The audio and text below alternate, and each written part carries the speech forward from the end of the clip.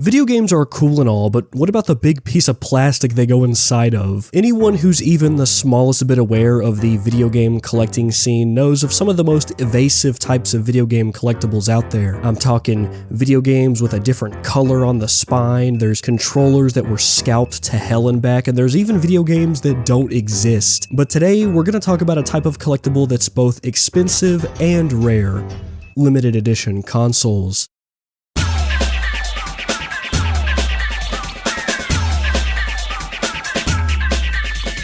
One of the best parts about collecting video games is finding the right type of console to bring your collection together. Like, I'm trying to make all of my Xbox consoles Halo limited edition themes, while my Nintendo consoles are gold and my PlayStations are...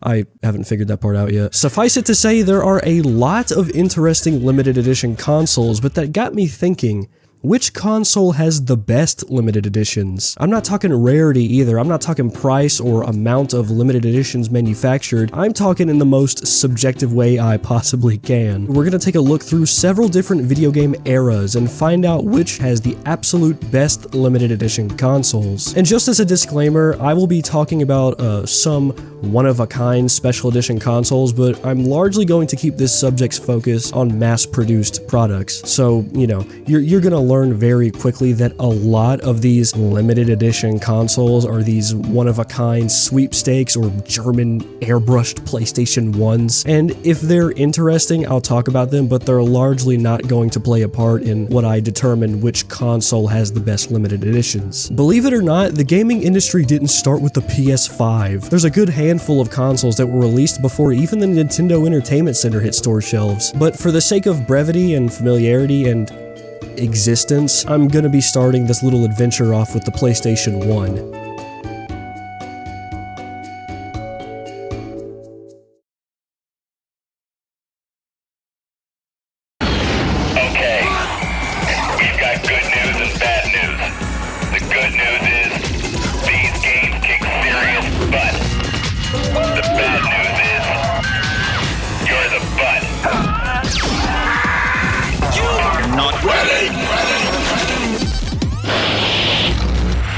Now, the PS1 was pretty revolutionary for its time, all things considered. It's home to dozens of classics like Final Fantasy VII or Metal Gear Solid, and its graphics were groundbreaking. Even in 2024, I can't take my eyes off of Tifa's giant bouncing titties. Okay, it's impressive tech. Though on the limited edition console side of things, it's pretty bare bones, which makes sense considering the time period and how video games as an industry were kind of just starting, at least competitively. In the 1990s, the Irish racing team Team Jordan gave away 10 limited edition PlayStation 1s, bearing their color and logo. I've always been a sucker for bright, solid yellows, and I've got to admit, this thing looks really nice. There's another version of it that has a big pissed off snake on the lid of the console, and although this thing looks really 90s, I'd rather just have the first one. These things are rare, like really rare, like so rare I couldn't even find an estimated price for them. We all know that PlayStation started sporting their jet black look from the PlayStation 2 all the way to the PlayStation 4, but it actually started a lot earlier than that. In 1997 in America, there was actually a black PlayStation 1 console called the Sony Net Eurose. It looks really neat. It's kind of jarring to see a PlayStation 1 that's not gray, though in some pictures the paint looks like if I drag my nail across it once it's gonna scrape right off. You might be asking, what exactly is a Net Eurose? Well, it's a development kit. This isn't just a PlayStation 1. It's a PlayStation 1 specifically made for developing video games that can be uploaded to a sort of forum for other people to download and play, which is really sick considering the time period. Now, there wasn't really a countless amount of games made. I'm pretty sure the amount is so small that you can count them in the double digits. Though if you're curious about the games that people made with this console, I'd recommend watching this old Cat Icarus video on it. I only found a few of these on eBay that range from $900 all the way to $10,500. Now, whether or not that's reasonable, I'm not sure. I'm a content creator,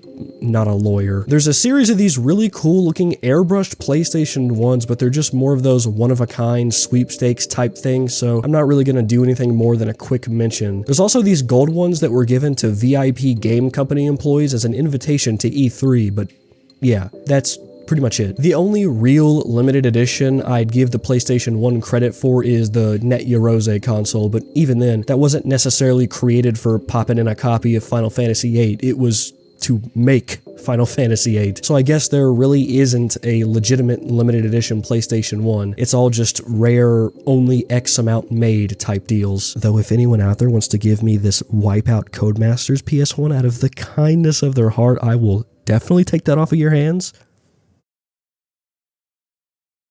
You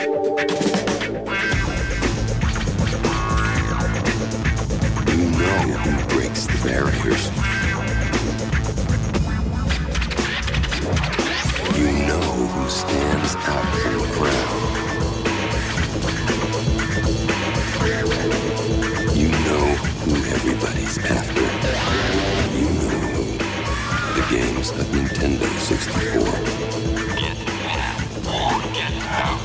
In 1996, just 1 year after the PlayStation 1 was released, came one of my favorite consoles ever, the Nintendo 64, and boy does this console have an impressive amount of special edition consoles. Now we all know about the metric ton of these clear, pretty patty looking ass consoles, and I'm not going to talk about those, there's thousands of them, and fucking everyone had a cousin that had one. What am I, a monkey? Though when I think of limited edition Nintendo 64, the very first place my mind goes to is the Hey You Pikachu console. It looks so bright and colorful, it makes me feel like I'm strolling along in my Little Tykes car again. It was exclusive to Toys R Us, rest in peace, and came with a mouse. Haha, I get it. That weird little microphone you need to play Hey You Pikachu? No, I'm not joking, that's an actual component of the game. And a copy of the best game ever. The way you turn on the console is to press down on this little Pokeball, and the way to reset it is to press down Pikachu's foot. You couldn't have made it like his nose or one of his big red round cheeks. You had to go and appeal to that crowd. There's also a very similar looking Nintendo 64 release, though it isn't as creative. Instead of having some mold of Blastoise on it where you push your finger in his cock to turn it on or something, it's just got a few decals of some old Pokemon renders and the Pokemon logo. The controller looks neat, but yeah, the Pikachu one's got it beat. There's also a Japan-only version of the Pikachu one that's just orange, and I've got to admit the orange and yellow is a bit easier on the eyes than the flashing of yellow and blue on the last one. Now, if you're interested in this console, you might be saying, oh damn, it's Japan only. Guess I'll have to settle for a blue and yellow seizure console, but it's really damn easy to region unlock an N64. Like, I'm talking, you take out a single tray and replace it. That's it. The only difference between Japanese and American N64 consoles is the cartridge. That's it. Here's a cool one that comes packed with one of the worst games ever, and I thought it was going to be like a cool green Zelda-themed console, but it's literally just a regular gray-ass N64 with Ocarina of Time. A little warning, if you search N64 limited edition, the overwhelming majority of results you're going to get are just regular-ass N64s bundled with some game. Nintendo? You may have been able to fool those freaking dumb 90s babies, okay? But I know better, alright? I know better. I'm from Gen Z. We're the future. Hitting the gritty for Ukraine. There's also more of those extremely limited airbrushed consoles like the ones from the PS1, typically given away or won through some stupid competition like this Turok one or this Rayman 2 one, or how could I possibly forget the...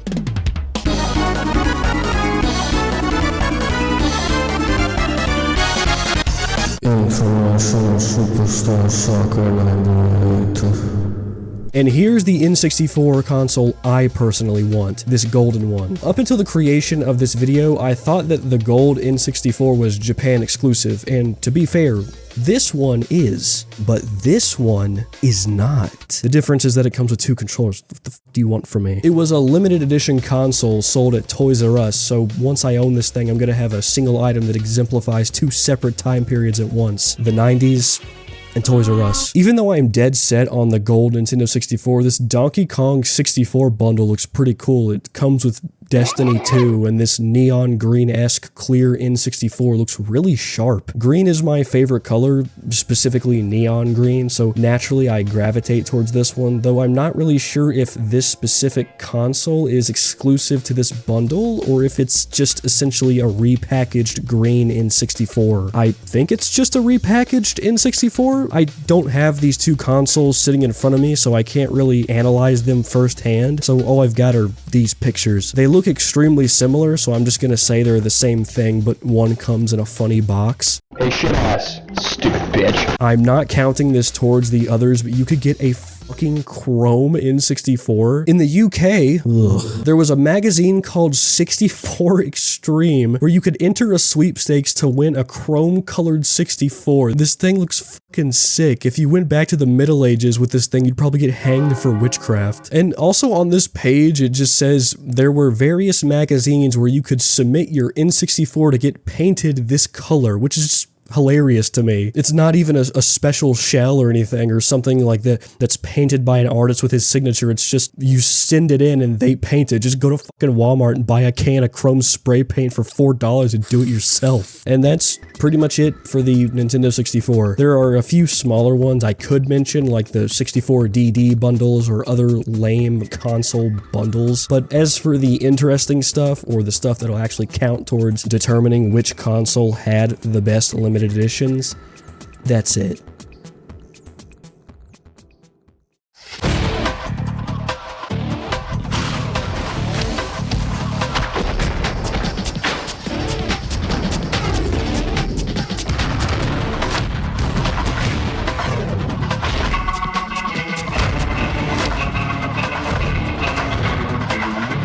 America the Beautiful Game Boy Color. Get into it. A few years later, in 1998, came a console that people only play for Pokemon, the Game Boy Color. I was more of a DS kid growing up, I'm not gonna lie, but I still had a Game Boy Color in middle school. I had this lime green one, actually, that a friend gave me in middle school, I think, or did I buy it? I don't really know. It doesn't matter. It had Pokemon Gold and Silver, Link's Awakening, and even a Metal Gear Solid game, though as I'm sure you're aware, we're not really here to talk about the games themselves. Kinda similar to the N64, I'm not going to cover the entire color spectrum of Game Boy Colors, but I will, however, take a look at this Game Boy Extreme Green. This thing looks like it was dunked in Nickelodeon goo, and I am all here for it. I love this type of color, though I've got to say I'm not a big fan of the clear shell. I've never been a big fan of the clear limited edition things with consoles or controllers. I don't know, man. Imagine meeting someone at a Walmart or something and all you see are their organs. It's not really very appealing, is it? We've also got a clear Game Boy Color that just kind of has Mario on it. He's just kind of chilling. He's kind of there. He looks at you while you play. Isn't that cool? We've got this loud-ass thing that's a Japan exclusive. This was apparently a giveaway to celebrate the 250th issue of a Japanese magazine called Koro Koro. And it has 4 Pikachu heads on both sides of the Game Boy screen, and another Pikachu falling while he says thanks, and other words I don't understand. Somehow over-designed, yet really underwhelming at the same time. This one is a little better. It's just yellow and has Togepi and Jigglypuff chilling on the side of the screen while Pikachu just kind of soullessly stares into the void, completely unaware of the imminent hell that awaits him. I hope you like Pokemon. There's an EU exclusive Pokemon Game Boy. There's a Brazilian exclusive Pokemon Game Boy that, oh wait, it's just fucking green and comes with Pokemon Pinball. Wow, what a blast to the past. Keeping up with my collection of pale gold colored Nintendo consoles, we've got this neat looking Game Boy Color with the gold and silver starter Pokemon on it. And look at that, even the box looks like a Game Boy. How cute. Though it's Japan only, so I don't give a single fuck. There's a US version that just has these 2 fuckheads on it, so I guess I'm just gonna have to settle for that. There's another orange Pokemon one that was also Japanese exclusive at the Pokemon centers in Japan, and here's a Hello Kitty one for all you misandrists out there. There's a Japan exclusive clear Doraemon Game Boy Color. There's a Japan exclusive yellow Doraemon Game Boy Color. There's a Japan exclusive red Doraemon Game Boy Color. And lastly, but definitely least, there's a Japan exclusive blue Doraemon movie 20th anniversary Game Boy Color. Ooh, I really like that one. Who the fuck is that? You know damn well who I am. Who the fuck is that? These are all from giveaways. I don't want to give the custom or giveaway consoles that much more attention for reasons I've already stated, but half of these things are just that, so you know what, let's just go all in. Here's an extremely weird Ocarina of Time Game Boy Color that could only be won in a German Club Nintendo magazine. It looks like it's made of marble and just has Link stanced up on the front of it, ready to fucking swing at you if you even glance at him the wrong way. It just looks so surreal, like this was an N64 game and this weird clip art of him is stapled to the front of a Game Boy Color. It was like, it's so strange, and there was only 11 of these made. And there was this fucking abomination of hell. Though I want to finish this off with easily the coolest looking Game Boy Color of all, and possibly the most elusive. There was an event held with Koro and Imagineer in the year 2000, where people would send in applications for the chance to win prizes, and one of these prizes was this.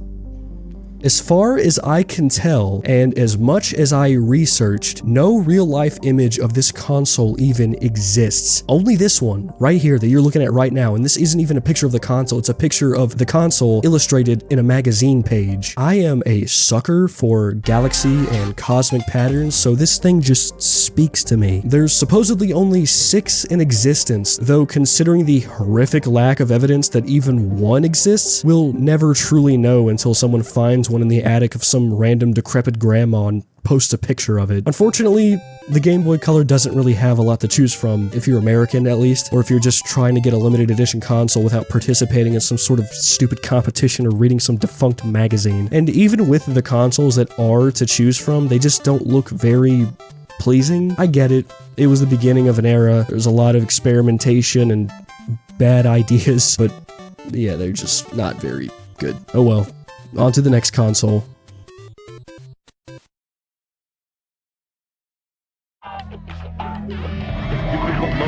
Oh yeah, I'm feeling the love. You feel the glove, But what's your name? Gary Payton, but they call me the glove. How you feeling tonight? Yo, I'm feeling the love. Feel the love, glove.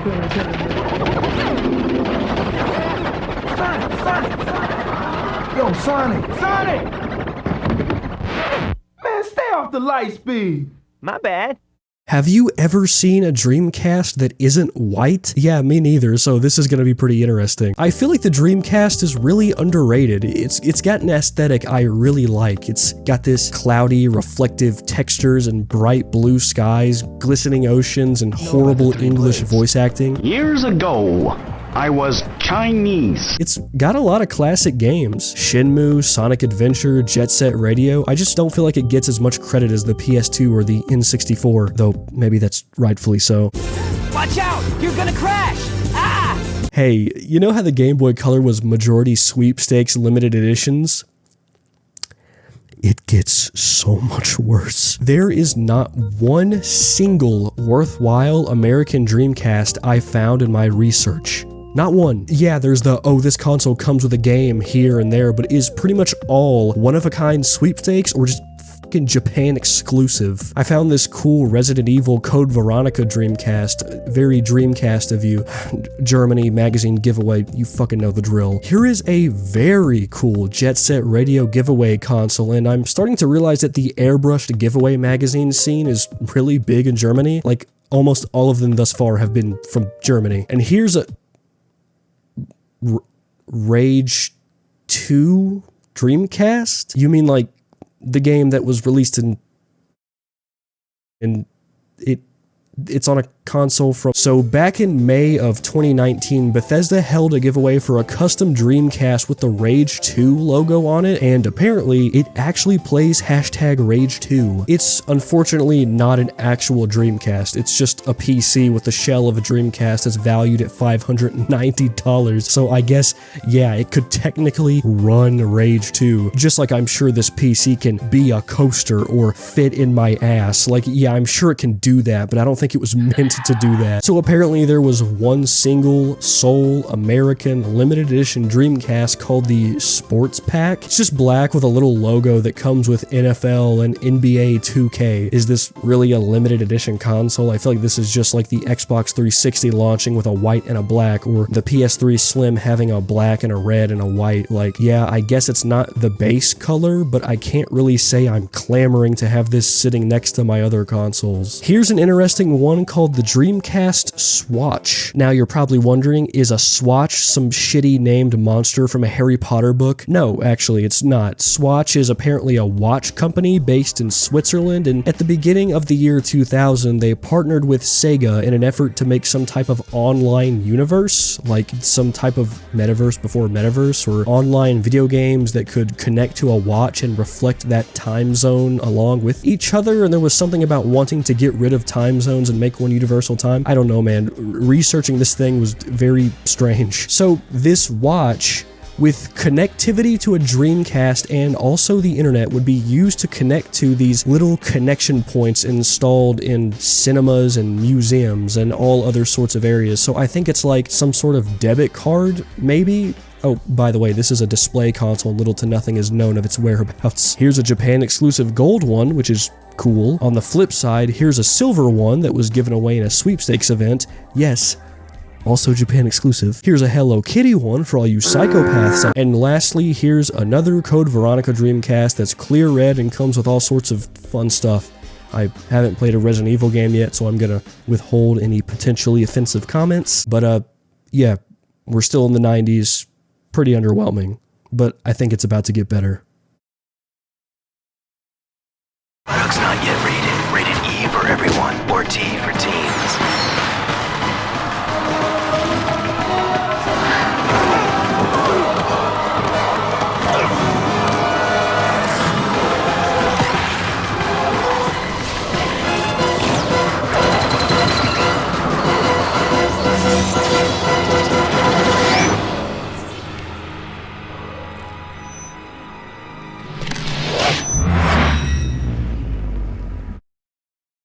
The turn of the century came with a lot of good things, like good music, good fashion, From the moment I understood the weakness of my... and the PlayStation 2. There's probably not a single person watching this video that didn't grow up with at least being acquainted with the PlayStation 2, rightfully so. I commonly see the PS2 being cited as the best console to own, as the sheer amount of quality games on it could last you a lifetime. Though, like the Dreamcast, I don't ever recall the PS2 being as abundant in the limited edition console scene. I haven't started my research yet as of writing this, but something tells me it's going to be a lot of Japan-only consoles and a lot of sweepstakes, so let's rip this band-aid off already. The sheer amount of these fucking limited edition consoles that are literally just the base black console with fucking the Barbie game or something is insane. There are 50 pages and 1,000 results of this shit. I must say though, I really like these EU PS2 boxes. It's got that bright yellow I was talking about before, except now you've got Kratos threatening to maul you to death if you go and buy an Xbox. There's this silver PS2, the white PS2 Slim, and here's a really cool... really stupid and dumb and ugly metallic pink PS2 that I hate. There were several of these really brightly colored PS2s that were made to celebrate 20 million copies of the PS2 being sold. There's a red one, a yellow one, and they all look really cool. If I'm reading this correctly, they were purchasable in Japan, but only winnable in the US. Thanks, Sony. Fuck you, Sony. We've got your usual gold, though this is a lot more saturated than the Nintendo Gold consoles. I'm not really sure what that game is that it comes with. What is that, Dragon Ball? I know I said before I'm not a big fan of the translucent consoles, but this one looks really cool. Yeah, it's clear, but it's just blurry enough so you don't really see every single little wire and piece of metal under the shell. And the way the letters of the PS2 logo are colored really lend themselves to the console as well. It just looks like I'm staring into the sky or the ocean or some limitless void. It looks really cool. It's fucking Japan exclusive. Fuck you. This white PS2 on the other side of things also looks really cool. It's very minimalistic and loud despite being so simple. I guess my ancestors were onto something when they said white is right. This one was actually sold in the US as well, which makes it even cooler. I'm not really a big fan of the slim PS2 consoles, but this pink one is quite pleasing to look at. I want to eat it. I've been getting into the Final Fantasy games recently, so this one is pretty cool as well. It's got this symbol on it that I don't understand because the only one I've played is 7, but hey, it's vaguely related to Cloud, so that's all I really need. Japan exclusive. Next, we got this. Oh my God, can you flip the thing around so he stops fucking looking at me like that? Thank you. Apparently, there's not even much known about this one, just that it was a sweepstakes in Spain. Personally, I'd start my investigation with a fucking psych ward or something with this horrific blood-curdling stare. Now we have come to our scheduled airbrushed German sweepstakes console section of the video. This one looks neat, but I'm not really sure what Project Zero is, though. What is this, some kind of hentai? Okay, we've all heard of playing games on a console with some airbrushed boy on them, right? We've all done that. But what about playing games on a fucking sports car? This is not a joke. Someone went and shoved a PS2 inside of a fucking car that has functional lights, a hood that opens up to insert the game disc, and 2 keys that are actually used to turn on the console. That is insane and very tedious. The console itself was made by Spirit Players, which appear to be some German, of course, based team of these chill looking dudes that just make the craziest shit ever, like this PC called the Dub Edition. It's just covered in speedometers. I can't find any info specifically on the Need for Speed PS2, though even if I did, I probably couldn't even read it. But I'm assuming that EA caught wind of their fucking little antics and decided to task them with making this piece of art. Makes sense considering that the 2000s were the time for weird-ass marketing campaigns. As it sits, this is the only one in existence as well. The PS2 was, not gonna lie, pretty underwhelming in terms of limited edition releases. There are some cool colors here and there, but anything moderately interesting ended up either being Japan exclusive. Have you heard of Hatsune Miku? Or one of a kind. We're a lot of consoles into this video now, and we haven't found anything overwhelmingly amazing, so kinda hoping things change up for the better. All right, we're going to start your exam now. You might feel a little pressure, okay? Oh, what's that? It looks like Frogger Advance. Now let's keep moving. Doctor? Oh, that's fine, nurse. That's just Star Wars Episode 2, Attack of the Clones. Now, moving along. Yeah. Hey, is that Spider-Man? Yeah. Gameboy Advance, more games, more fun. Rated E for everyone. Have you seen my shorts? Yeah. 2001 brought a lot of good things and terrible things. It had a particularly tragic event, if you remember that. It had the launch of Wikipedia, and it had me. Whether or not that's good or bad, I'll leave up to you. But more importantly, on June 11th, it brought us the Game Boy Advance, a console that came with such classics as Pokemon Ruby, and Pokemon Sapphire, and Pokemon Emerald. Yeah, I don't play a lot of Nintendo games besides Pokemon. Is this serious? Just gonna give you guys a little warning. The Game Boy Advance brought a lot of really cool limited editions with it, mostly Pokemon. I don't know who IQ is, but if Mario and Luigi trust them enough to just let them look over their heads, then I guess they're not that bad. This one just sucks. This one, we've seen some underwhelming ones, but this one just sucks. It's literally just a base model GBA with Mario and Luigi trying to reach for each other after realizing they're stuck frozen for eternity. Chong. Despite it being Japan exclusive, this Latios and Latias GBA is cute, I guess. It's colorful, it's not necessarily ugly, and this ad for it is, oh, it's great. Every time I think of Gen 3 Pokemon, this is just what I think of. It just long, rolling, grassy feel, and the chip of crisp morning air. Japan exclusive. Here's another Japan exclusive Pokemon GBA that's themed after Celebi, and I like it quite a bit actually. It's a pleasing grassy color, and the Pokemon-ism is really subtle. I like it. Very similar to this comes another one that's gold. I give it a thumbs up. And here's a Hello Kitty one for all the femcells in the Pokemon Center is this place in Japan that's essentially just a massive shop that's entirely Pokemon themed. Seeing as Pokemon is my favorite Nintendo series, it's such a massive dream of mine to go there. Not only do they have so many of these cool attractions and statues, but they've also got exclusive consoles. This one's got a subtle little Rayquaza on the center of the top screen, and the shininess of the shell is making me twitch. I want to hold it. Here's another one from the Pokemon Center, but it's more boring. These next two are really cool, and they were actually available in the Pokemon Centers in the US in New York. It's a teal and red GBA SD for the release of Fire Red and Leaf Green. They look really subtle and simplistic. I love it. I always love when Pokemon games have these little special consoles for the respective colors or themes of their games. These things look sick. There was also one for Torchic. Just Torchic. Oh hey, here's a lime green one for the port of Donkey Kong to the Game Boy Advance. It's a little callback to the super shitty Donkey Kong 64 limited edition N64, except this time the only way to get this color is from buying this bundle. You finally learned, Nintendo, look at you. There are a lot of throwback Nintendo GBA, so I'm just gonna speed through them. Here's one that looks like a classic NES. The outside looks like the console and the inside looks like the controller, which is such a cool and well thought out design. Here's a Japan exclusive Famicom themed GBA, which also just looks so cool. By the way, if you don't know what a Famicom is, it was the NES, but in Japan. This one isn't as intricately designed, but it's a GBA that was released in China to celebrate Mario's 20th anniversary, which so eloquently states, Happy Mario 20. Here's Yoshi, moments away from falling to his grisly death, and here's the Game Boy Advance SP Girls Edition. This is so fucked up for them to assign the color pink to girls. Like, just because I'm a girl means I have to like the color pink? Like, what the fuck?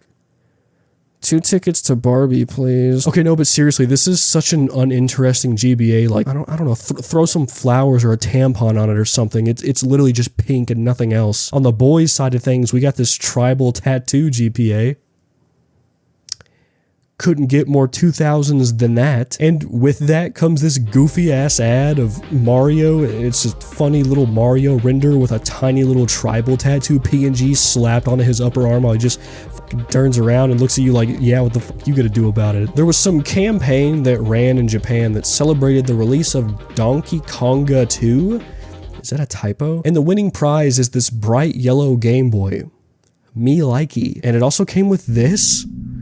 Good God, is this a certificate of authenticity or a death threat? This fucking psycho signed this blood-stained letter with his own face. That son of a bitch, he wants to be caught. He wants to be caught. What's your fucking endgame, Donkey Kong? Here's a really cool Zelda one, and here's a really cool Metroid one that you wouldn't even know is Metroid if I didn't tell you, but I am a big fan of subtlety, so maybe not knowing that it's Metroid without me telling you is what makes it look cool. And here's Nardo. And even a Rockstar one, like Grand Theft Auto Rockstar. Not the biggest Grand Theft Auto fan, but I've got to admit, this is cool. Apparently they were made with the intent of being sent to journalists as a means to play GTA Advance early. They were lost for some time actually, but were apparently found in some storage and given to employees. And I wanted to save the best for last for the Game Boy Advance, if not solely for the packaging. Listen, I don't use the words Holy Grail very often, but if the Game Boy Advance cartridge fits.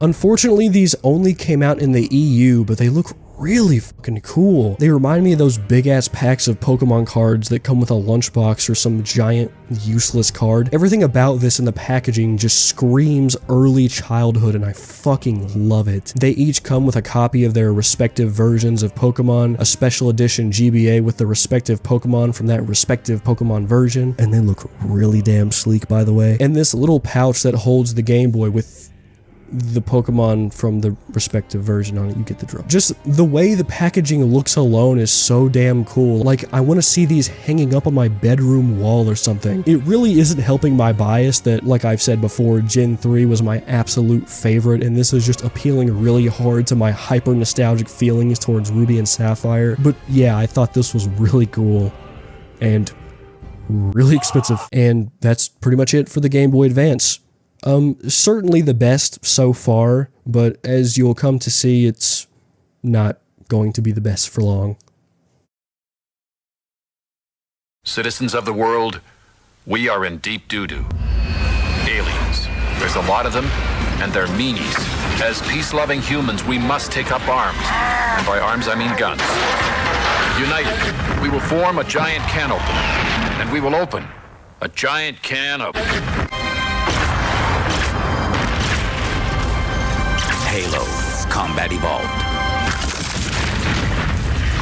In the same year as the Game Boy Advance, believe it or not, came a system that was a bit of a new competitor to the party. Since the 90s, the main competitors in the games industry were Nintendo and Sony and to a lesser extent Sega. But now, Microsoft came out and laid their big veiny fucking cock on the table and said, we have Halo. The Xbox was the beginning of a different generation in my eyes, not just games like Halo, but games like Need for Speed Underground, Kakuto Shojin, Dead or Alive, or Blood Rain. Now I know that some of these games were also on PS2 and they're not even the most well-known Xbox games, but to me they exemplify that 2000s aesthetic of some crusty polygonal beach or some neon-soaked rainy rooftop. But I'm gonna save that 2000s aesthetic gushing for another video. We're here to talk about this big fucking fat ass of a console. Good God, look at the size of this thing. Unfortunately, there's not really a lot of special edition Xboxes at all. Like,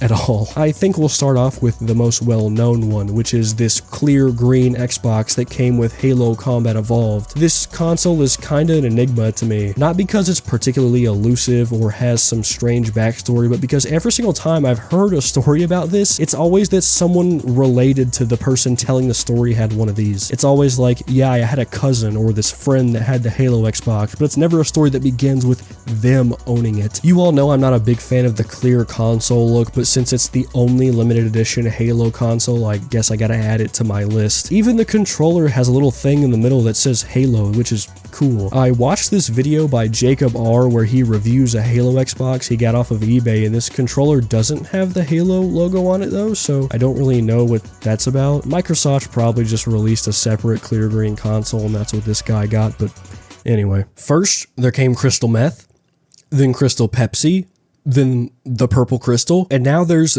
the Crystal Xbox. You know, I've got to admit that clear Xbox consoles don't really look terrible. Like, yeah, all these little uncentered and scattered pieces on the shell on the top make me angry, but since the console already looks so bulky and awkward, I'm kind of okay with these clear versions. This console came out in March of 2004, though in Canada these were only sold at Walmarts and Zellers, whatever the fuck that is. It's from Canada, so I don't care. Though apparently this console sold so well that it was later released in the summer of 2004 and included Fable and Crimson Skies. Decent looking, not my first pick. Not straying too far from the Xbox Crystal Chronicles comes the...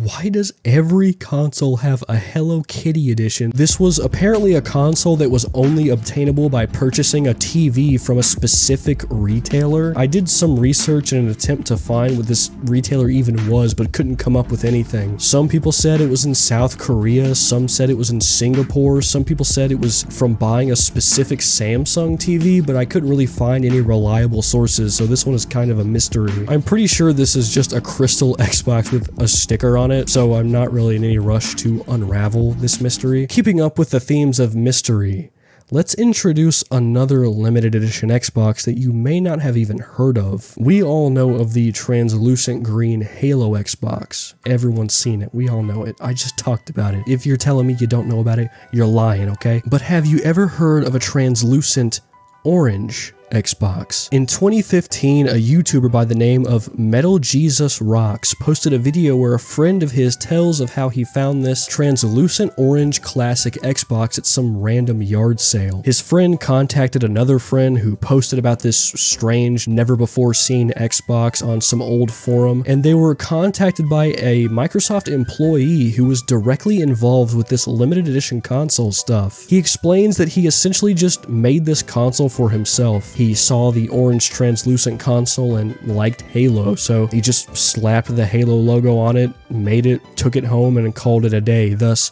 making this a genuine one-of-a-kind console.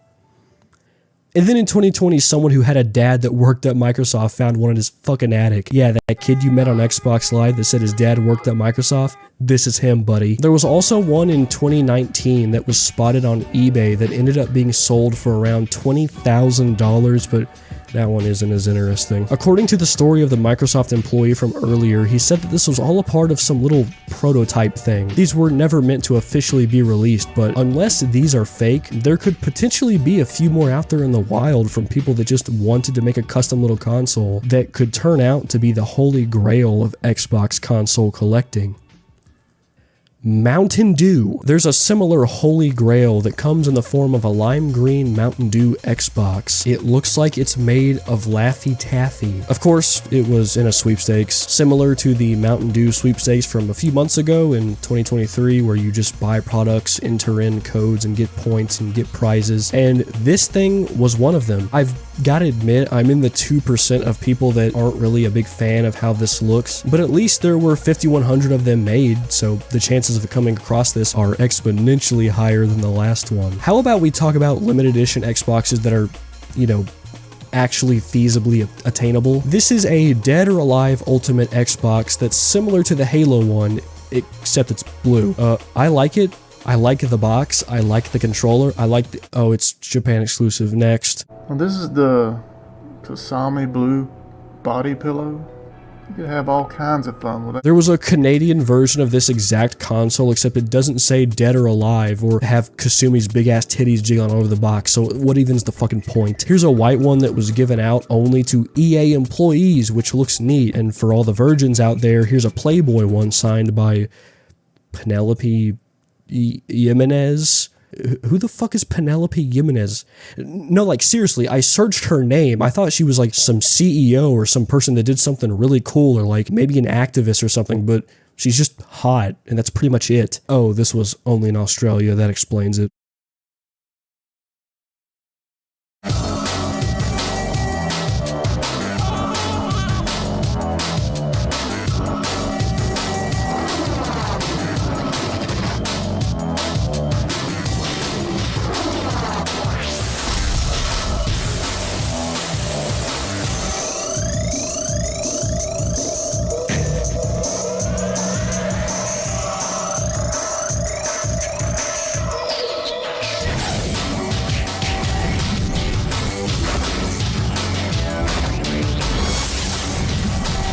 Nintendo GameCube.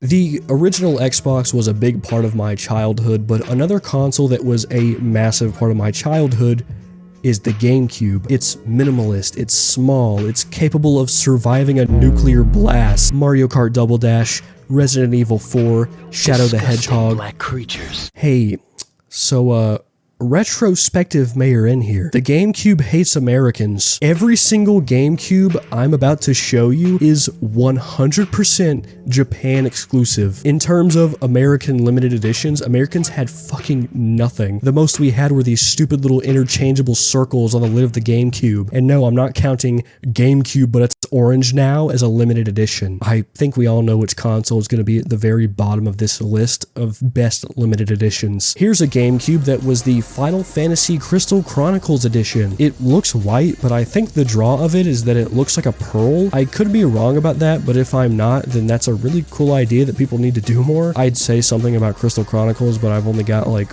1 or 2 Final Fantasies under my belt right now.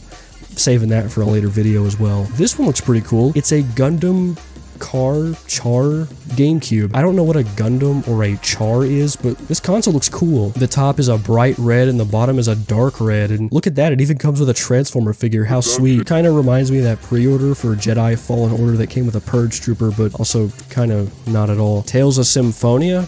More like tail it to someone else, bitch, because I have no idea what this is about either. This console is alright. It looks like something that'd be lying on a rack in a hospital or something. Like, looking at this thing makes me queasy, but I suppose it's a decent limited edition. This is a GameCube that was released to commemorate the Hanshin Tigers winning first place in the Japanese Baseball League in 2001, and it looks sharp. It came with a bag and a jersey, but I don't care about none of that shit. I just think the console looks awesome. The best part is that finding it on eBay isn't like finding a needle needle in a haystack, like it's actually feasible. Yeah, it's around $300 to $500 in box, but that's pretty normal for consoles in general. I definitely love to have one of these in my collection one day. And here's one that actually is in my collection and matches the gold N64 and Game Boy Color and Game Boy Advance perfectly. There's not really anything else to say. It's golden and it looks cool. Why did they make a GameCube that looks like a toaster? This is the GameCube Panasonic Q, a GameCube that was made entirely to play DVDs and CDs.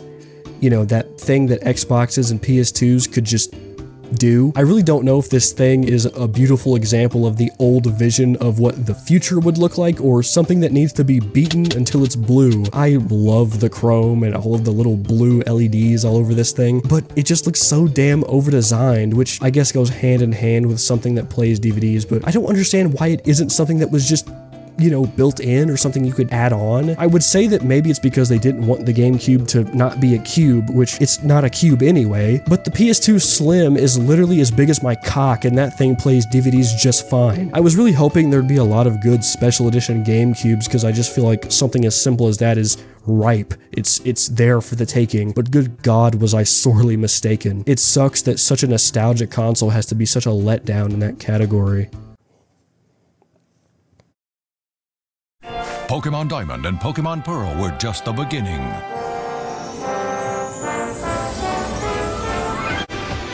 You can explore a new world in the Sinnoh region, discover powerful new forms of Pokemon, and experience the all-new Wi-Fi Plaza and Battle Frontier. The epic new adventure arrives March 22nd. You can reserve a copy of Pokemon Platinum and get this limited edition Giratina Origin Form figure. Deposit may be required.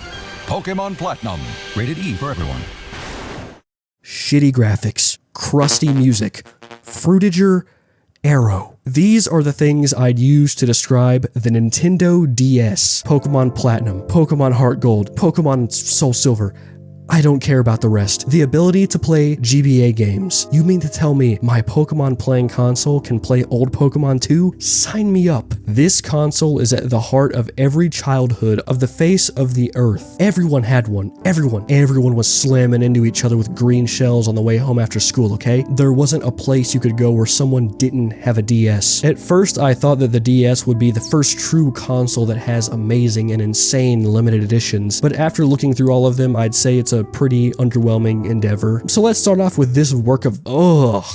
I can practically smell the PMS radiating off of this thing. This is a limited edition Nintendo DS that was only obtainable through, you guessed it, a sweepstakes. The GameStop Bratz Forever Diamond Sweepstakes to be specific. There's only fabled to be a single one of these in existence, yet 4 people own one? Right.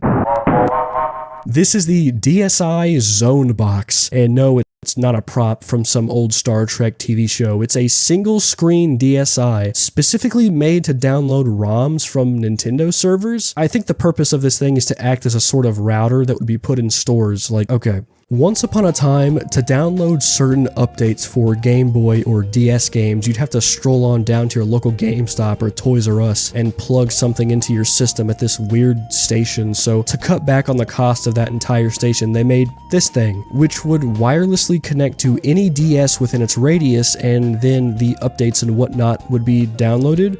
I read like 3 articles on this thing and it still wasn't very clear to me what it does, so feel free to correct me in the comments. This is a neat looking DS console. I mean, it's literally just red with a Mario M, but hey, it's simple, it's cool. It came bundled with New Super Mario Bros. New.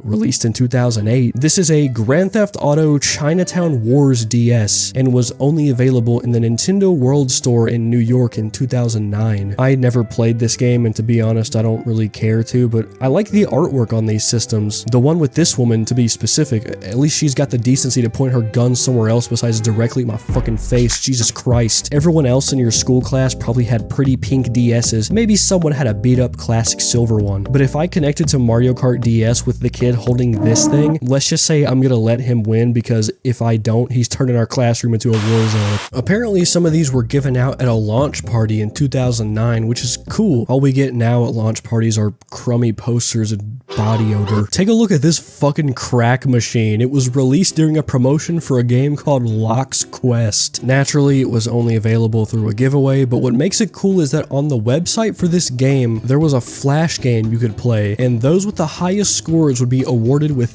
this console. I mean, yeah, I have no fucking clue what this game is, but look, the fucking triggers glow. I remember holding this one in my hands, the Guitar Hero DS. Now you're probably saying, why would Nintendo just randomly slap a Guitar Hero logo on a DS? Wasn't that game on everything else besides the DS?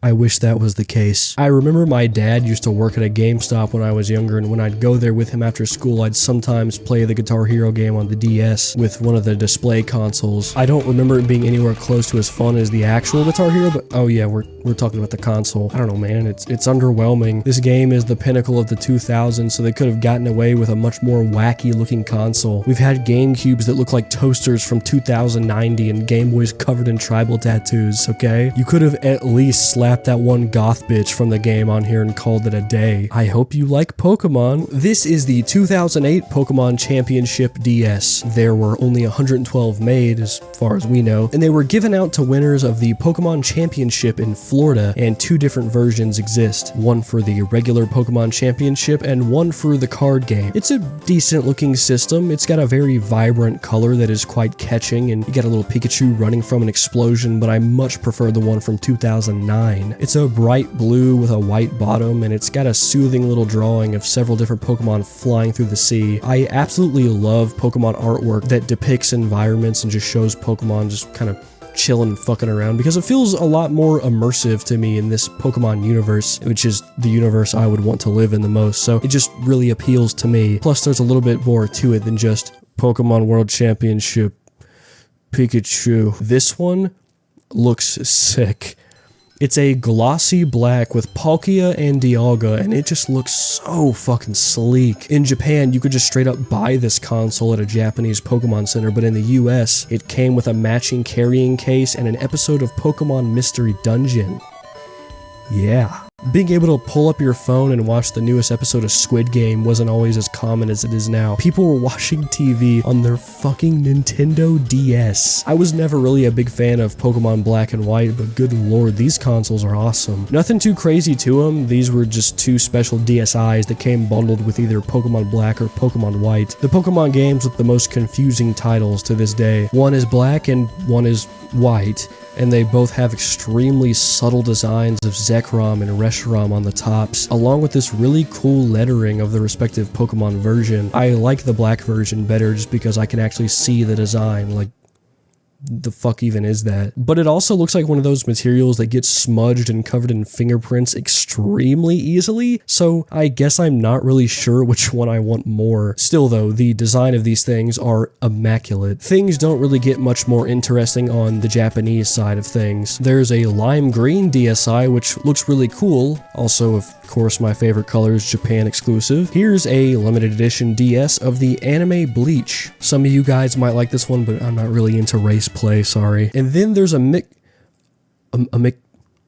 is that a McDonald's DS? There were somewhere between 500 and 1,000 of these made, and they were made to train employees and were bundled with McDonald's training software. Why don't you just show them how to flip a burger? Did you really need to make a McDonald's DS just to teach someone to tell customers that the ice cream machine doesn't work? I was really hoping the DS would have more in its limited edition console scene, but it was kind of a letdown. I know I keep saying this over and over, but I guess my expectations are just a little too high right now. This console has two of my most favorite games ever and is half responsible to the most nostalgic time period of my life, and it just sucks that it doesn't have anything crazy or more interesting things to offer. Oh well. Dun, dun, dun, dun, dun. Hey! We're gonna roll outside! Wanna come? I can't. I'm watching carpet. Ow! But there's portable carpet. You've got to be kidding! Hey! Have you ever heard of Dustball Kid? Not really. Well then, believe me when I tell you there's carpet, you can watch outside. Dun, dun, dun. PSP. It's like carpet. You can watch outside. On March 24th of 2005, the PlayStation Portable was released in North America to acclaim. Weirdly enough, the PSP came out before the PlayStation 3 and Xbox 360, which was really mind-blowing to me. I could have sworn those main consoles came first, but I guess not. I remember when I was in first grade, I actually had a PlayStation Portable, though all I really did on it was play that weird little Battlefront game and listen to Wake Up in Vegas by Katy Perry. I kinda miss holding this hefty little thing in my hand. The clear triggers, the metal frame, and the strange little discs that you slide in. It's nostalgic. Let's start off strong with the Metal Gear Solid Peace Walker PSP. It's strong because it has Snake's face on the box, not because of the game. It's whatever. It's camouflage, pretty standard stuff. I personally like the next one better. It's camo as well, but the camouflage itself looks a lot cooler. It looks more like a bunch of rigid and splattered designs instead of just some standard looking camo pattern. You could also put Snake in his little dumbass shirt and watch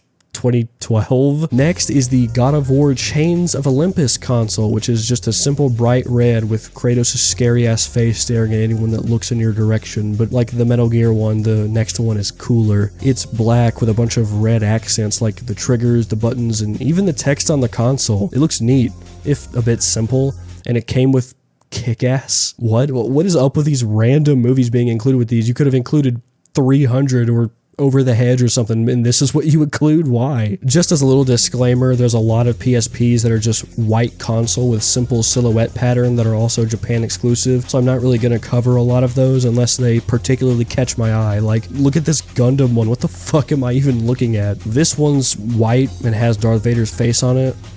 Oh, what? This one doesn't come with a movie? I'm surprised it didn't come with, I don't know, Mr. Popper's Penguins or something. Here's a One Piece one that, from what I can gather, is a limited edition of the same movie as the PS3 one. Listen, it's not a very crazy design, but I like the funny looking skulls. And if I purposely ignored something One Piece related, my girlfriend would probably say mean words to me. This is a Spider-Man console where the front is red with black buttons and the back is just black. I get what it's going for. One side Peter, one side Venom. I get it. But it's so bland. It looks more like a pickup truck from the 1980s with a miscolored hood than some pristine limited edition console. But what does catch my eye is, oh, Hannah Montana. Is that Homer Simpson? This one sucks, honestly. It just looks like a college campus, yellow and white. There's not even a funny Homer picture on the back or something. It's just this. What's Star Ocean?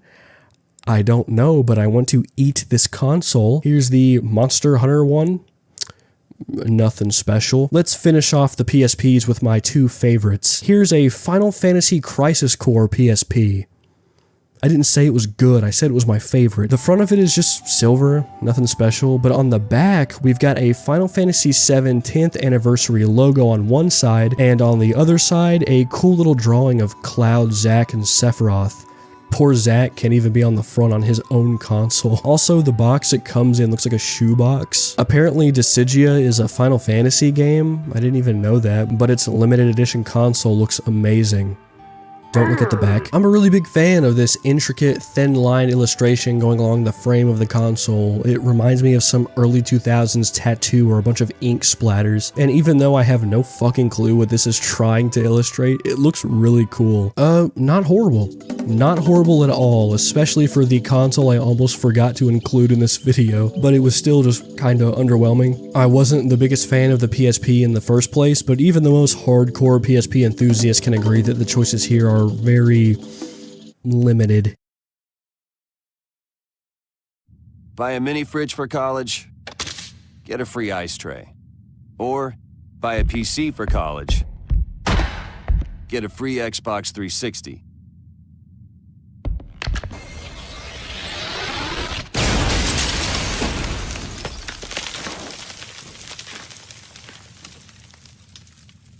Buy a Windows 7 PC, get a free Xbox 360. All you really need for college. Unlock the deal at windows.com/free Xbox.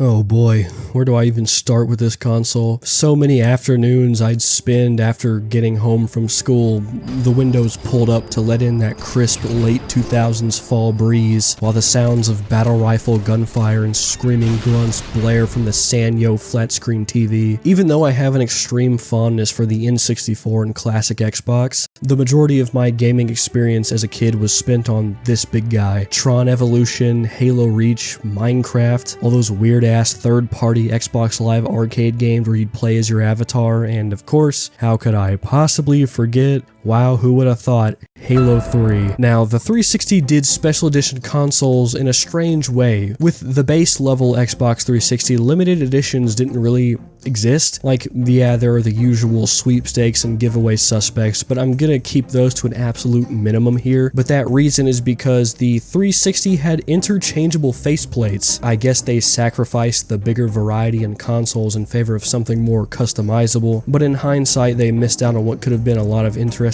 limited editions. So we're unfortunately gonna have to skip a lot, and I mean a lot, of limited edition Xbox 360s, because the overwhelming majority of them are just giveaway prizes like this Mass Effect 2 console, this Assassin's Creed 3 console, this South Park console. Here's a Twitter Xbox 360 for all you terminally online weirdos out there. Here's a Star Wars Rebels Xbox 360 for all you weirdos out there who aren't old enough to have a Twitter account. Imagine setting up your Xbox 360 on a shelf or something, and then in the middle of the night you turn over and see Christian Bale posted up like there's no tomorrow. And here's a 360 with Kylie Minogue on it. Who? Dude, I've been scrolling through these for 10 straight minutes, and literally every single one is some special sweepstakes or Facebook giveaway. Jesus Christ, the 360 limited edition scene sucks ass. Like, wow, look at this really cool ODST Xbox 360. That's probably attainable. Sweepstakes. Castle Crashers, it's kinda dookie brown, but I love that game, and the art style, surely that's sweepstakes. I don't even know what the fuck this thing is, but it says Tron and it glows. Sweepstakes. Game of Thrones?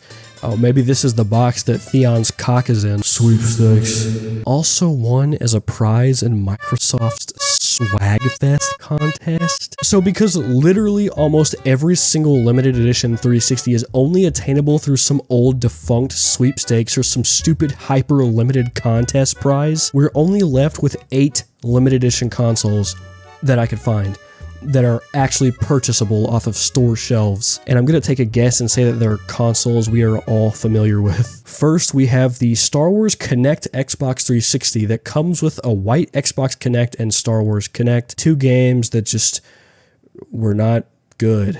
The console, on the other hand, looks amazing. The console, of course, looks like R2-D2, and I love it. It's so bright and sci-fi looking, and it's glossy and sleek. I wouldn't pick it up if you're trying to build your collection under a certain theme like I am, but it is a very pleasing to the eye console, and with it comes a chrome gold controller that, of course, is a reference to C-3PO, but unpopular opinion, I wish that this was just a separate golden controller. I get that they're supposed to be the 2 partners in crime, I get that, but I wish they just matched a little better, like, objectively. Here is a red Resident Evil 5 Xbox 360. Now you're probably asking, what does this have to do with Resident Evil 5? It's just a red Xbox 360 that comes with the game.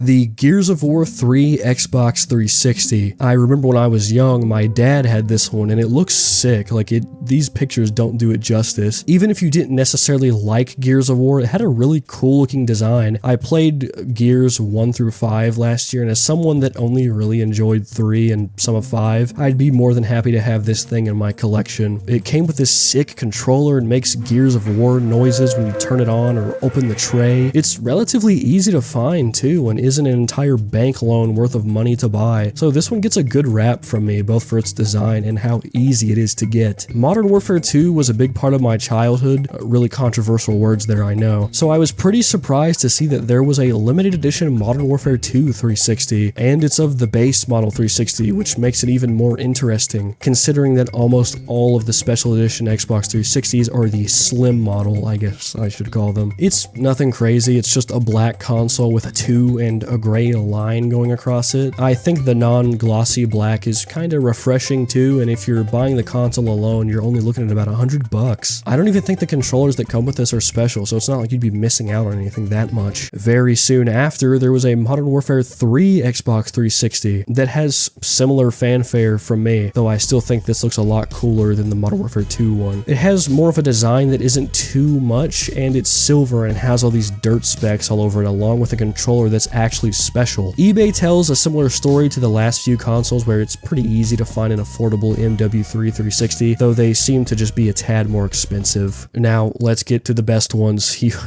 You saw this coming. The Halo 3 Xbox 360. Yes, the one with the Master Chief helmet that you can't even wear. It's green and gold like Chief and his visor, and this is gonna be a really controversial opinion, but I've always kind of disliked this color scheme. Like, yeah, I know, it's Master Chief, I see him, but it's just not very pleasing to look at. Army green and gold or orange chrome, they just don't look that good together. Like it looks like puke with carrot chunks in it, man. I don't know what to tell you. This thing is easily the most expensive of all the ones we've looked at, which I guess makes sense. Normally I'd say, damn, that sucks because Halo 3, but I just don't really like the look of this console, so I think I'll sit this one out. For subtlety and colors more pleasing to look at, I'd look no further than the limited edition Halo Reach console. It looks awesome. It's silver, it's not too shiny, it's got the Oni symbol on the back, though I don't really know if that's good or bad, so I'll leave that up to you. Of course, it came with Halo Reach and these two awesome looking controllers, and this is definitely the 360 I'm gonna strive to get. It won't exactly bring my collection together because, well, that Halo 2 Xbox is always gonna stick out like a sore thumb, though if I wanted something to truly match my Halo Series X, I'd go with the console that came next, the Halo 4 Xbox 360, but I don't want it because Halo 4 sucks. I'm extremely stuck between this thing looks really cool and futuristic, and this thing is extremely over-designed and far too loud, and I don't want to look at it anymore, which honestly is the perfect way to describe Halo 4's art style. Came with Halo 4,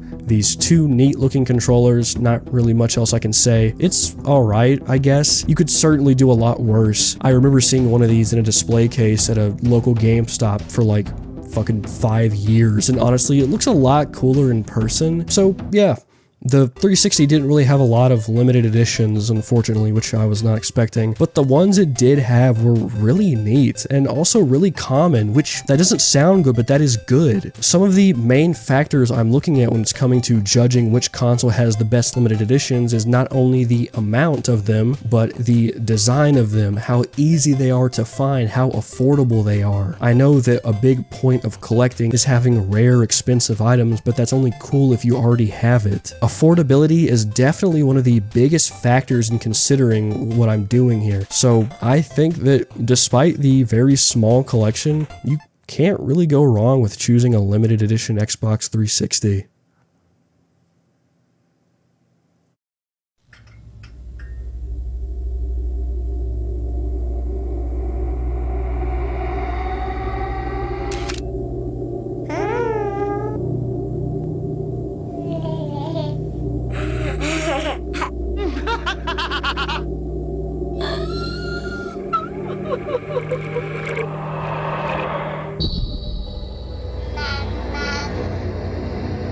Hey champ, that's really interesting. Next time, keep it to yourself. A year after the Xbox 360 would come the PlayStation 3, the console that was created to count how many fingerprints you could possibly leave on a single surface, and also Spider-Man font, haha, like and subscribe, Metal Gear Solid 4, God of War 3, and my personal favorite as a young lad, Little Big Planet 1. There is one single limited edition PS3 I found that is a legitimate console that isn't just blue or red, and it was actually purchasable with money and not some stupid fucking sweepstakes or some fucking console with Snake's mustache having ass mug staring at me from the land beyond. And it's gray. It's just gray. I'm not kidding. That is the only limited edition PS3 that was like actually attainable. It's just a gray one. And at the bottom it says Metal Gear Solid 4. Limited edition, in case there was any confusion, of course. Like, yeah, okay, here's a white PS3 Slim with a God of War controller, or red PS3 Slim with a also God of War, but that's pretty much it. I'm not even kidding. Here's a fat white one, and I'm only showing it because that's the one I plan on getting to make all of my PlayStations white, and it's only Japan. And here's a silver one, I guess, and here's a Final Fantasy VII. Oh, there's a Final Fantasy VII one. But yeah, that's it. That's literally it. If you want realistically attainable and affordable limited edition PS3s, you've got Metal Gear 4, Final Fantasy VII, and a fucking Yakuza one. Also, they're all probably Japan exclusive. I don't care anymore. Wow, that really sucked. I don't know how to make a good segue into the next console, so let's just move on. Okay, so I kinda lied. So, funny story, I literally got done with the entire script of this video and maybe sort of kinda forgot to look at the PlayStation 3 Slim and the PlayStation Portable, so Final Fantasy PS3. I'm really glad I came back to look at this PS3 because despite the fact that it's pretty much the absolute worst console for limited editions, this one looks awesome. I'm thinking it's gonna be the one I get for my collection, and it's a bright white with this shiny pink pattern of the character Lightning from Final Fantasy 13. We have a console with Lightning on it, but not Cloud. Think about that for a second. It was only released in Japan, but apparently PS3s were region free, so forget about what I said earlier about all those consoles being Japan only. There's also a black version, which, I mean, yeah, if I didn't already have my mind made up, I definitely go for this one. It looks awesome. The illustration of Lightning is white with a punch of hot pink, and the accents really stand out on this console. Here's a really damn cool one-piece PS3 that's gold with a white Luffy cracking his knuckles and moments away from robbing you for all you've got. Not a big fan of the red X on his chest, it just kind of ruins the entire design for me, but a detail I thought was really damn cool is the map outline on the console. If you look past the really ugly logos stinking up an entire quarter of this console, you see what I'm assuming is a map from the show, or the map from the game that comes bundled with it. A lot of small details bring this one down for me though. I don't know what Tale of Xillia is, but this console looks fine. The colors clash a little bit too much for my liking, but it's neat looking despite that. And then there's this thing. This isn't even a console, this is a weapon. Here's a console with JoJo on it. It's actually not a console of JoJo though, it's a console of a game called Hokuto Muso, which is, oh wait, that's Fist of the North Star, I know what that is, my bad. Kinda ugly, not a big fan. Not like there's much to work with this ugly ass PS3 slide thing, but come on, you could have done a little bit more. Even the controller sucks, it just looks like a low quality cum tribute from someone that doesn't eat good. And now, that is all. Yeah, I thought adding the Slim and the slide to this would end a bit more satisfyingly, but yeah, no, the PS3 easily still has the worst limited editions of every console so far. Like, even the stupid one-of-a-kind consoles are at an absolute minimum, like there's only 2, and here's a golden Yakuza console. Cool.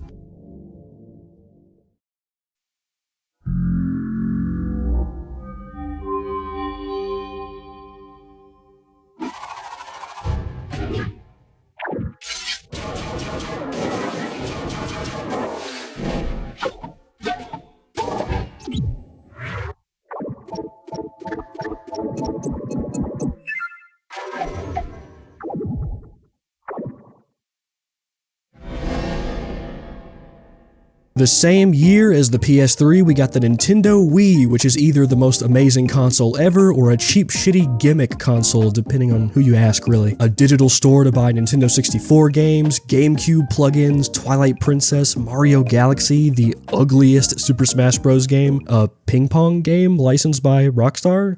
This console's got it all, really. Not to mention that fruitager arrow hits so differently on the Wii. Of course, I had one of these growing up. Everyone had one of these growing up. Your grandma had one of these growing up, and that's not just a figure of speech. She probably actually did. A few years ago, I actually had this red one because someone down the road from me was selling it on my birthday, and I bought it, but now I do not have it, and that makes me sad. I don't ever remember the Wii being too crazy with the limited editions. The only one I can remember is the aforementioned red Mario Wii, which is a pretty sleek looking Wii, don't get me wrong, but let's just see what we can find. And yeah, it's pretty much what I thought it would be. You've got white, black, pink, some light blue. The only real limited edition is the red Mario Anniversary one, so let's just talk about the wacky crazy shit. A while back, there was this shitty, borderline shovelware Wii game called Big Family Games. I don't really have much else to say, it looks like what you're getting. THQ, yes, that THQ, for some reason thought this game of everything they've ever made was worth making a gold-plated Wii made of 24 karat gold and sending it to the Queen of fucking England. Apparently, the Buckingham Palace allows absolutely zero gifts, so it didn't even get to the old demon and was swiftly sent back to THQ. This is why you don't shoot your shot. A dapper young lad going by the handle People Make Games made a video on this exact subject where he explains he contacted various ex-employees of the now bankrupt and shut down game studio, eventually getting into contact with a man named Donnie, who is actually the guy that made the website I am currently using for this video, Consolvania. Shout out Donnie, who actually owns this single golden console. Surprisingly enough, he takes the console and controller out of this glass display in the video without gloves, and it looks amazing. I mean, it's gold, it just looks gold, but I think the story behind this thing makes it extremely interesting. Next up, we've got these really impressive modded Wiis, all by a man named Ramon Stokes. These things are extremely intricate and sleek and well designed. There's a Mario Galaxy one that's dark blue with the logo of the game and glittering stars on one side of it, with a few glowing Lumas and a controller stand on the back. It looks awesome. He also made a Metroid one, which just, it looks amazing. There's nothing else to say, this one looks awesome. The A button on the Wiimote glows, and the controllers themselves are like a shiny green, like Samus's gun arm. And just take a look at the console itself. Wow. I couldn't find any real videos of it, but just by looking at this picture in the dark, I've gotta say those green assets on the bottom bring it all together really well. Fun fact, this is the same guy that made the Metal Gear 4 console from earlier, which was signed by Hideo Kojima and auctioned at around $11,000. Also, the Clerks Wii, yeah, I think I'll take that with my fucking Family Guy PS2. I tried to go to the website in the title of this video for more information about these consoles, but I very quickly found myself trapped in some Hindi gambling hellscape, so I very quickly left. I wish there was more information on these consoles or the guy that made it, but every article I found was either French or had barely any information, and everything related to this guy isn't even functional on the internet anymore. The next one has little to no information on how it was distributed, but here's a bedazzled Twilight Princess and Smash Bros. Mario clip art Wii, made by Crystal Icing, a little group that apparently partnered with Nintendo to make these weird little things. They both were made for a Smash Bros. Brawl tournament, but the whereabouts of these consoles as of now are completely unknown. It's not like I'd even be able to see them in person anyway, all this glitter would be flashbanging me constantly. Every single article or page I tried to find on these consoles were dated over a decade ago. No Reddit post about someone finding it in their grandma's asshole or something, or picking it up for 5 shekels from a yard sale, nothing. And as for the Wii, that's pretty much it. It had approximately 1 limited edition. Cool.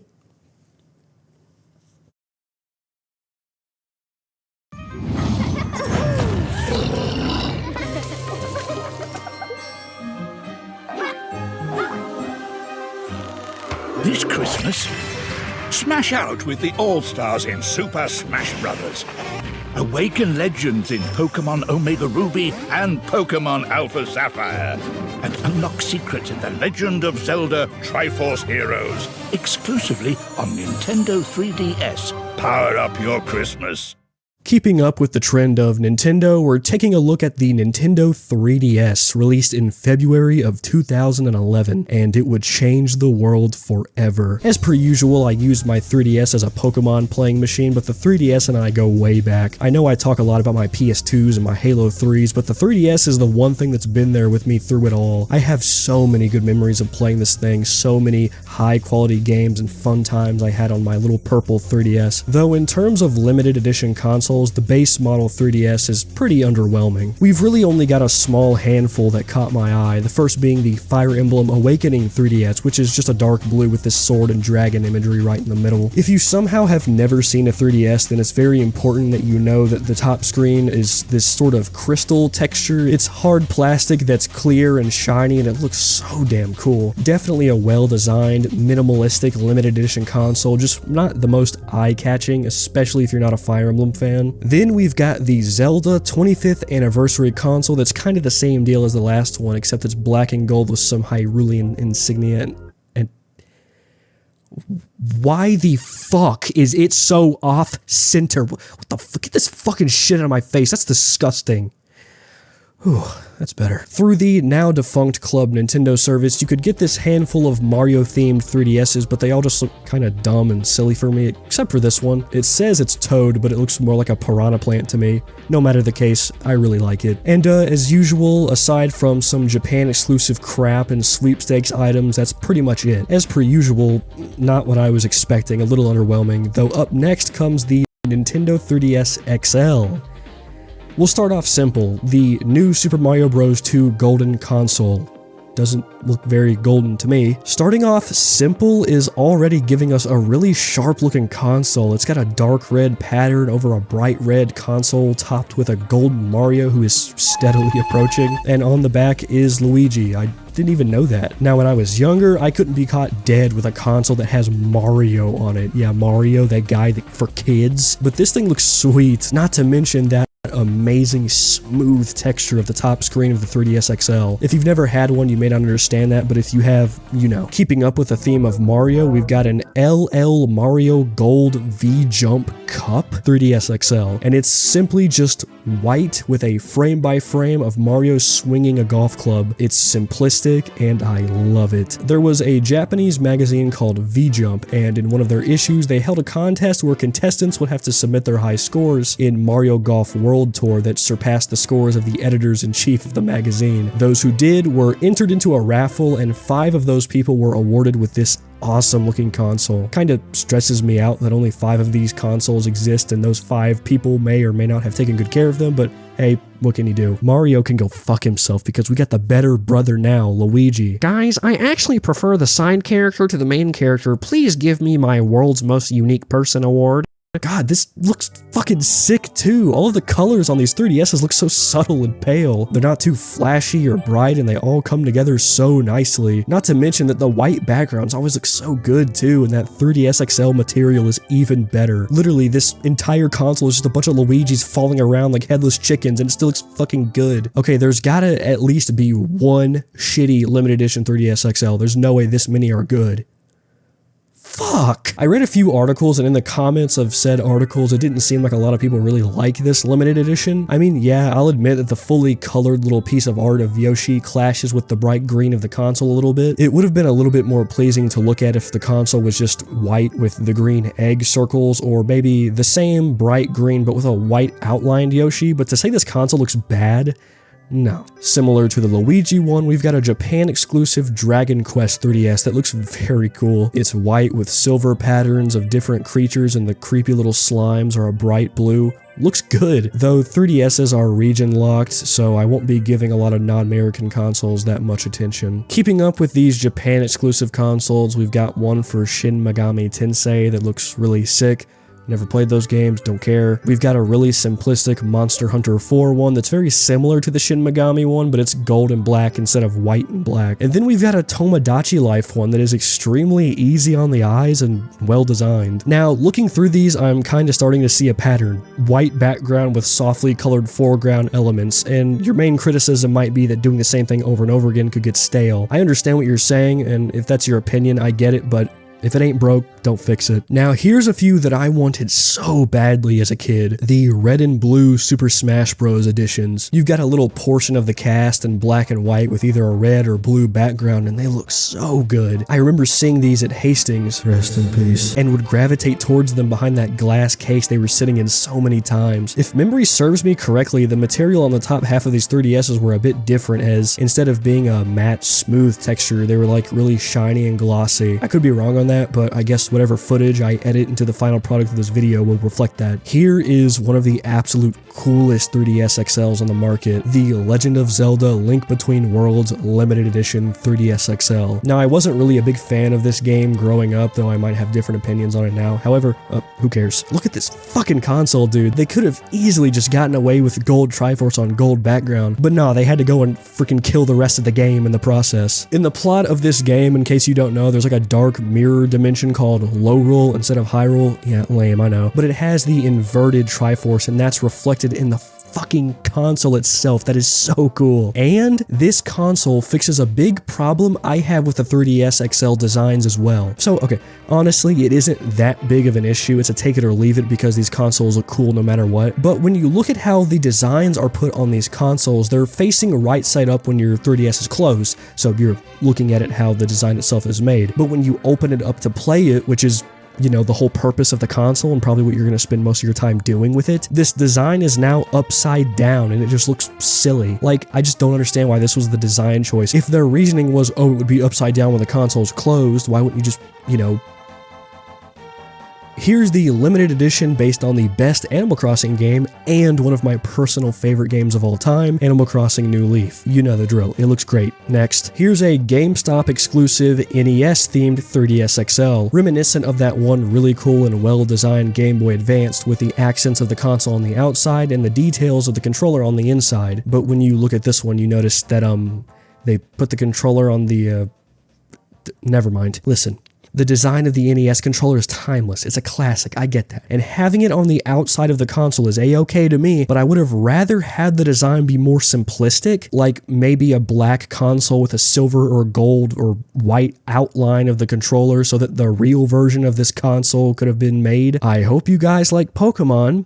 We'll start off simple again with this Eevee limited edition 3DS that was only obtainable through a lottery win that would allow you to purchase it in Pokemon centers in Japan. Winning a raffle just to be able to buy something is kinda scummy, but hey, I think it's evident, especially as of recent, that Pokemon and scummy are pretty close relatives. I like this console. It looks really neat and reminds me of one of those posters that's an entire movie in colored lines. Don't get me wrong, I fucking hate Eevee, but this is a really nice looking console. Also, Japan Pokemon Center exclusive comes this Pokemon XY Golden 3DS, which, listen, the color scheme is really damn cool and the design is awesome, but do these three little fucks really need to be in there? It's decent. These starter designs bring it down a lot for me. And last up for Japan is...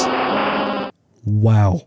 This looks fucking awesome, man. I'm sorry. I don't really like how the Charizard is like cut off halfway down the console, so it just kind of looks like a snake with wings, but the black and gold design look amazing. Not to mention the back of the console has his flaming tail in full color. The inside is just black, so who cares, but damn, this thing looks so cool. It's similar to the Eevee one where you had to win a raffle to buy it, and good fucking luck finding one of these for a reasonable price, but wow. Anyway, here's Pikachu's big black nipples. It's fine. It's decent. The white and bright yellow look fine. I'm just not a fan of the skinnier looking Pikachu, personally. He needs to be a little chubbier. Coming in as another blue and red console duo I really wanted as a kid comes the Pokemon X and Y consoles, both having a white Xerneas and black Yveltal, two of the Pokemon with the most fucking stupid and contrived names ever. There's a subtle little X and Y in the background, and they're fine. They're decent. The art isn't anything crazy. I would have rather them just have one Pokemon on each console of their respective color, but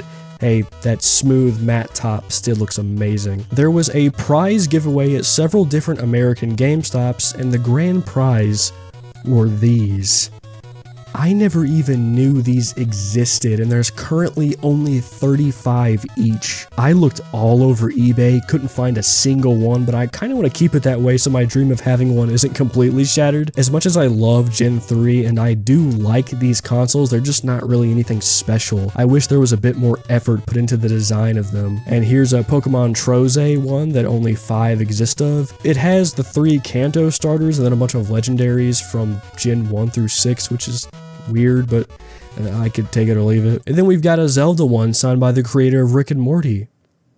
Nice. I want to get this out of the way before getting to the new 3DS XL because this is weird. So we all know about the new 3DS XL. It was the 3DS XL, but it had a weird little analog stick and better hardware that the regular 3DSs just couldn't, like Xenoblade Chronicles. But paradoxically, in America at least, the new 3DS was released after the new 3DS XL. Yes, the new 3DS and new 3DS XL are two different things. I'm sure there was some business decision behind this, but it's really confusing to look at on a timeline. After some outrage, the regular sized new 3DSs were released in America along with its interchangeable faceplates, so I'm just going to show you a handful of them, then we'll move on to the new 3DS XL. And this handful of limited edition new 3DSs are the Xenoblade Chronicles console, which looks fine, not too crazy, and then this Pokemon Red and Blue one, which I've wanted for years. Good God, these things look so fucking cool paired with the white console. It was released to celebrate Pokemon's 20th anniversary, as a lot of old Pokemon games were released that year on the 3DS Virtual Store. I actually remember buying Pokemon Blue the day it came out on the Virtual Store. But anyway. The new 3DS XL, the console I spent most of my time with, the one I currently own, one of my favorite consoles of all time. It's bigger, it plays better games, it's got a little rubber nipple you can rub and stimulate to your heart's content, and the material is no longer this glossy or smooth matte. It's a very shiny jewel type material similar to the base model 3DS. Well, depending on which one you get. Here we've got a Pokemon Sun and Moon console that's reminiscent of the Diamond and Pearl DS. I like it. The legendary Pokemon themselves, compared to Palkia and Dialga, not so much, but the design is fine. It kind of pisses me off how Solgaleo is there in his entirety and Lunala is just cut off. Like, why didn't you just cut both of them off to give it a bit more balance? I've never played a Metroid game, I've only squirted out buckets of cum to Samus, but this 3DS looks sick. The shiny orange with that subtle little Samus design looks so fucking cool. It's well balanced, it's not too flashy and doesn't clash too hard. I like it. Just not for $400. Yet another console I've swooned over for years, the Galaxy Nintendo 3DS XL. It's reminiscent of the purple 3DS, and as stated before, I'm a complete sucker for Galaxy designs. I fucking love this thing. This thing looks even cooler in person. It's shiny and smooth and hefty in your hands. It's expensive as fuck, and I still want one so bad. And they were only available at GameStop and Target upon release. It's not exactly a rare console, but it is a really cool and really expensive one. Here's a Pikachu one that's cute and simple, a Monster Hunter one that's which is usually how limited edition Monster Hunter consoles go. Decent, but these words beneath the symbol throw it all off. And hey, look at that! It's a Zelda one similar to that black and gold 3DS. This one dropped the black and opted for a light gold on dark gold, and it looks so fucking sick. Jesus Christ, all of the new 3DS limited edition consoles look so awesome. You guys actually centered the fucking symbol on this, which is even better. It was released only in GameStop stores to celebrate the release of Triforce Heroes, oddly enough, and is only trumped by Jesus Christ. Normally I'd say I'm biased because I love Majora's Mask, but luckily this console just looks objectively amazing. Same as the last one in color, sorta, and the mask is just slightly off-center, which again kinda pisses me off, but Majora's Mask has such a cool design that I honestly don't care that much. This thing looks awesome. The shininess of the jewel top new 3DSs just bring it together so nicely. Everyone acts like Fire Emblem Fates is the worst thing ever, but this console looks great. If you couldn't tell thus far, I'm a huge fan of the design philosophy of just stacking the same color on top of one another and making the topmost one a little brighter. It looks so cool here. It makes for a very intricate yet subtle design, representative of the two factions in the game. $500. Let's finish this off strong with the Super Nintendo 3DS, which I actually have. It's got a few scratches here and there on it, but it's a really nice looking console. And unlike the NES 3DS XL, it's got the design of the console on the outside and the design of the controller on the inside because it actually makes sense. Even the box looks like a retro SNES box, which is just such a cool attention to detail. Love it, love it. And wow. I feel like it's unfair to lump every iteration of the 3DS together because it has so many really fucking good limited edition consoles. I think most of the cake goes to the new 3DS XL, which is ironic because it doesn't have the numbers that a lot of the other consoles in this video have. But the sheer quality of these designs go a very long way. The Majora's Mask one, the Galaxy one, the Fire Emblem one, the SNES one, they all look really fucking good. This is how you'll play next, using the all-new Wii U gamepad controller to place a block and give everyone a boost. With new power-ups and new challenges in an all-new Mario game. Letting someone watch their favorite TV show while you keep the game going on the gamepad. Barreling right into the 8th generation of video games comes one of the worst selling consoles in history, the Wii U. Yep. It came out before the Xbox One and the PlayStation 4, who would have thought? Before I bought my Xbox One, I was actually contemplating on whether I should buy it or the Wii U. The Wii U had Nintendo Land, Wind Waker HD, Mario Kart, but the Xbox would eventually have Fortnite, so I think the choice here was pretty clear. So the Xbox 360 had like, what, 8 limited edition consoles? The PS3 had like 3 or something. The Wii had 1, but I want you to guess how much the Wii U had. 0. As if the selection of games on this console weren't underwhelming enough in their own right, the console had 0 on-shelf limited editions. None, 0, not a zilch. In 2013, there were a few picture contests in Japan held for Chibi Robo Photo Finder, in which this Chibi Robo Wii U was given away as a prize, but I mean, look at it, it's lame. I'm kicking the Wii U while it's already down at this point. Already dead. And then there's this one that just looks like a console lying in a kiosk at a Pizza Hut. Oh, also there's only one in existence. Do we know which console is going to be at the absolute bottom of the best? I got a few ideas.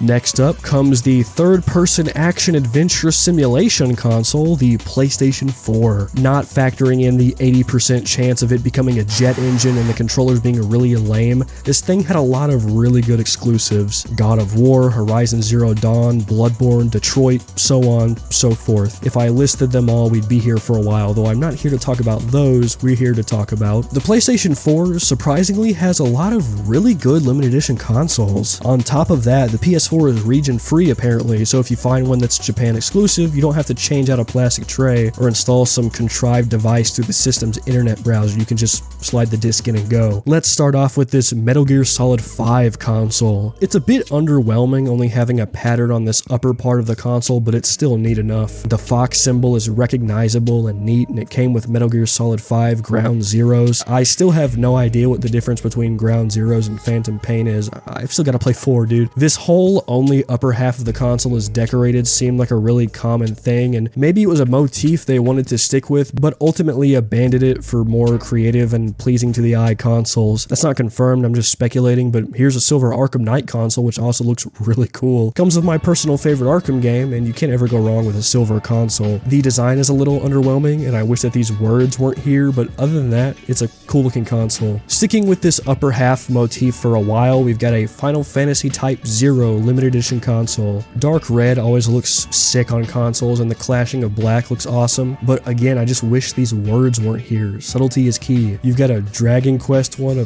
fucking JoJo's Bizarre Adventure one. Damn, that thing looks really nice actually. It seems like most people thought so too because it was one of the fastest selling limited edition consoles. Here's another Dragon Quest one with this freaky slime guy that watches you goon. Here's a Final Fantasy 14 one if you're gay, a Hatsune Miku one if you're really gay, a gay one if you— oh wait, good luck getting this one past the TSA. The Hitman PS4 that looks like a literal fucking briefcase. It of course came as a sweepstakes item in which there was only one single one ever made. Upon further inspection, it just looks like a base model PS4 inside of a crummy looking briefcase shell, so it really isn't that impressive or interesting, but it's funny. Here's one that we've probably all seen before, the Star Wars Battlefront PlayStation 4. It's got Darth Vader on the front. He's illustrated with solid lines and solid shading. It looks sick. His head getting cut in half by the light of the console is a little awkward to look at, but hey, as a Star Wars fan, it's a cool console. I've seen these around in the wild before as well, so they're not very hard to find, even if they are usually well over 200 bones. Here's a simple Bloodborne console.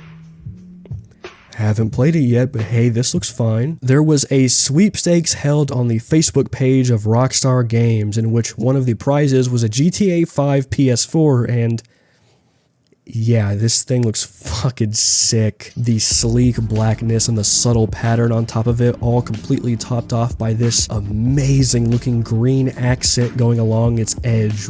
Wow. These were apparently handcrafted and only between 1 and 50 were made. I looked on eBay in the US and EU but couldn't find any of them. I can only imagine how rare these are and thus how expensive they are, but this looks amazing, like some alternate universe where PlayStation is black and green instead of Xbox. Similarly, Recently, there was a sweepstakes held for Taco Bell in which they gave away a gold and black PS4 console. It looks really cool, and considering what it is, they don't go for that much on eBay. Like, yeah, it's still relatively expensive, but for a sleek looking sweepstakes console, I'd say it's pretty reasonable. I don't think it makes a Taco Bell noise when you turn it on though, so that's minus 4 points from me. I don't care much for Uncharted, but here's a Uncharted 4 PS4. Next, very fucking nice looking Metal Gear 5 console that reflects the colors of Snake's metal arm. This is the type of limited edition console I like. It's a reference to the game, it's got a pleasing color scheme, and it's subtle. You wouldn't even be able to tell this is Metal Gear Solid, and I love that. Even better, they're not that expensive either. What a thrill. Up next, we've got this Black Ops 3 console, and even though it's objectively the worst Black Ops subjectively, its design looks fine. The orange and black look very satisfying together, and the space between these two marks is slightly smaller than this one. Wow, that actually really makes me angry. My fucking Fitbit is going off the charts right now. And it comes with a controller that looks like it was manufactured by Nerf. If you like Call of Duty, then I guess it's fine, but the space difference between these two italics make me irrationally angry. I didn't even know this one existed. This is a Destiny Taken King PS4. It's white and it's got that really cool sleek yet dirty design that a lot of Destiny's UI has, and even has this little Vanguard symbol, which, I mean, it's off-center in relation to the entire console. It's not necessarily a pleasing design. I would have just cut it out entirely. You've got Destiny plastered at the top of the console. I really don't think this needed to be there. And apparently one is on display at the Strong Museum of Play in New York. Out of every console you could have chosen, you choose a console that has the Destiny logo on it. Do you want your museum to smell like grease? This is a gold and white console that was distributed in China to celebrate the 1-year anniversary of Sony releasing their consoles in China, which was on January 11th of 2015, after the government lifted a 15-year-long ban on video game consoles.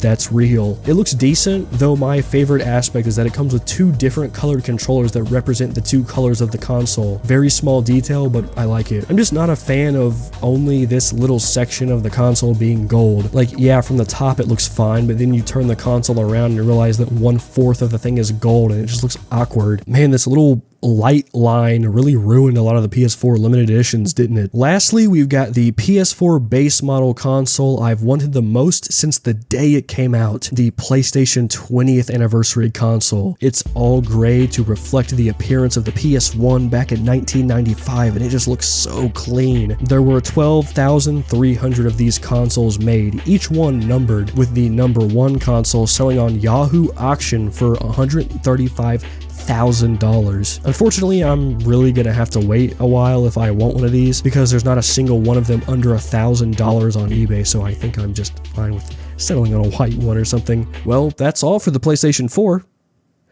base model. Now we've got to take a gander at the PlayStation 4 Slim. I bundled all of the different 3DSs into one system, so I'm gonna do the same here. Also, Sony, can you fucking stop doing this, please? Can you please stop releasing a new console that is so rare you can't get one under $600 just to release one that is objectively better a year later? We're gonna bend the rules of covering these consoles year by year for a second because it would just be far less complicated. I'm not gonna count all 3 PS4 types as different consoles because they're all just essentially the same thing. On September 15th of the year of our Lord and Savior comes the PS4 Slim, the PlayStation 4, but slim. And Knuckles. Never played Gran Turismo. If it ain't Underground or Ridge Racer, I ain't fucking with it. It is a very sleek and simplistic console, however, and just as I said before, can't go wrong with silver. Following up on the Battlefront PS4 comes the Battlefront 2 PS4 Slim, which looks very boring. You could have put a stormtrooper on the front, or fucking Greedo, or maybe just Darth Vader again, but instead you opted to slap 3 different logos onto it and call it a day. Maybe it would look a bit better if it was only the Empire and Rebel insignia, but it still wouldn't have looked as cool as just the last Star Wars limited edition. Do you like anime? I don't. There's a lot of Japan exclusive anime PS4, so I'm just gonna shotgun these. Here's a Jump Force console that was given away by the Jump Force PR team to people that attended their presentation, I think. The description of this console is worded a little weirdly on this website. It's decent looking. It's got Luffy and 2 other fuckboys on it, so if you're not a fan of all 3, you probably don't care about this one. Like me. Chinese Sonic Forces console.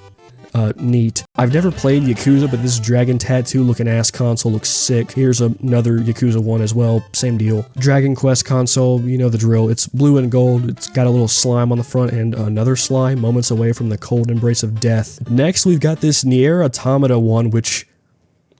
holy fuck, I don't know about that one, Chief. Nier Automata is like one of my favorite games ever, and knowing that this is one of, if not the only limited edition console of its kind is just kind of a letdown. You could have put, I don't know, a cool sword or 2B's asshole on the front, but instead I've got this thing looking at me. I can't even play any games with this staring at me. The only game I'd be able to play is guessing what his next move is going to be and if it's going to result in me being able to wake up the next day. Remember that Chinese anniversary console? Well, they made another. It looks a lot better. It's got the usual PlayStation buttons on it and a little 2 in the bottom corner that kind of ruins it for me, but it's a neat console nonetheless. I looked on eBay in like 3 different countries and couldn't even find one, so good luck finding this one. Depending on who you are, I've got a better one for you though. The 2019 Days of Play PS4 Slim. It's got the controller buttons insignia and in a glossy material that stands out from the gray console, and it comes with a similarly gray controller. It's decent looking, I just wish it was a different color. I feel like if I got a glance at this thing, I would have just assumed it's a regular PlayStation 4. Rewind to 2018, the year before, and we've got the Days of Play PS4 of 2018, which is a dark blue with the usual controller logos but gold. These are pretty easy to find, but they're not cheap, although they do look cool. I don't really know if I prefer the more simplistic design of 2019's or this one. Guess I'll have to figure that out once I figure out which consoles I specifically want for my PlayStation collection. Couldn't possibly humanly give less of a shit about the Spider-Man games, but the console looks really cool, especially the controller. It's simple yet bold, red with a white Spider-Man symbol with a bright red controller that has white buttons and accents. I really like this one, though my only problem is how much it stick out like a sore thumb with the rest of my consoles. There's also a straight up gold one, going back to the retro Nintendo roots. I dig it. And then we have this fucking creepy ass console. It's just, I really like Final Fantasy 15 despite a lot of its issues with its writing and other such things, but this is freaky. This thing looks freaky. That grotesque looking moon just won't stop staring at me. Like, what does this even have to do with Final Fantasy 15? I've put like 40 hours of time into this game and the moon is some sort of motif or plot point. Hasn't come up once. You could have put a car or those crystal weapons that Noctis has or Cindy's greased up asshole, but you just give me this fucking creepy looking ball of dread. And here's a Pepsi console, $320 Coca-Cola controller. I don't give a damn. Kind of weird to realize that the PS4 Slim released in 2016, isn't it? It feels like the PS4 Pro has been out for much longer, but now it hit store shelves in also 2016? I assumed that the PS4 Pro would have an amazing selection of limited edition consoles considering what we've seen thus far, but not really. Like, yeah, we've got the cool ones like the Spider-Man one, which is amazing looking, I'm not gonna lie at all, but it is just the Slim one again, or the Battlefront 2 one, which is just the Slim one again. But hey, here's a God of War one. I love God of War, but I don't know, man, it just feels kind of bland. I get it, it's supposed to look like the axe, but it's just not really my thing. There's a really sick looking Monster Hunter World PS4 Pro that has this dragon with fire going out of its mouth behind him. Again, if this logo wasn't in the bottom left corner, it looks so much better. I know what game this is from. You don't have to put the logo on the console. Similar to the Spider-Man games, I couldn't humanly care less about Death Stranding, but it's a limited edition console looks neat. It's got these black handprints on a white console that bleed down, and one of the little stacks in the middle of the console is black, which I don't really like. But the main draw to me is the controller, which replicates the translucent yellow effect of that weird little baby that Norman Reedus carries around. The controller and the console clash really hard, but I think it looks really cool. Here's a Persona console. My channel has a no Persona rule, so I figured I'd throw some of you a bone, but don't expect it again. If The Last of Us Part 2 wasn't utter dog shit, I'd have more to say about this console. It looks pretty cool, to be honest. Very simplistic, and the pattern is literally etched into the console. I like it, but not the game. Are you Australian or South African? No? Well, if you were, then you could have won the Sekiro console. Cry about it. Here's a PS4 Pro that says Lost Rings on it. I better go find them. Here's a scary-ass Warhammer console that, you guessed it, you win from a sweepstakes and it's just a black PS4 Pro with a demon head stapled to the top of it. Anybody remember Biomutant? Here's a Doom Eternal PS4 Pro.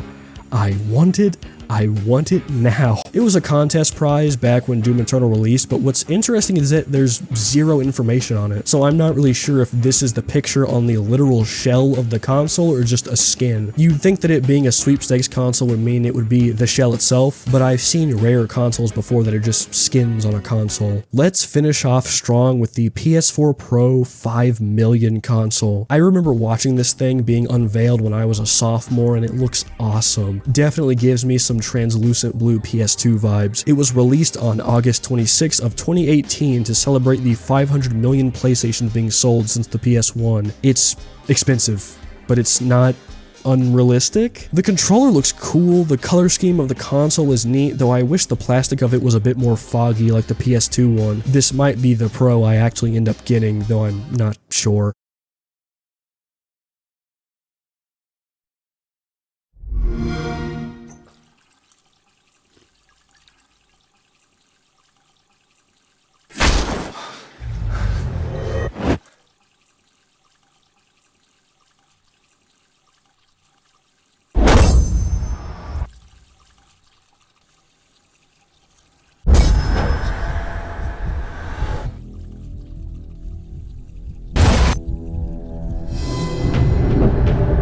Xbox resume.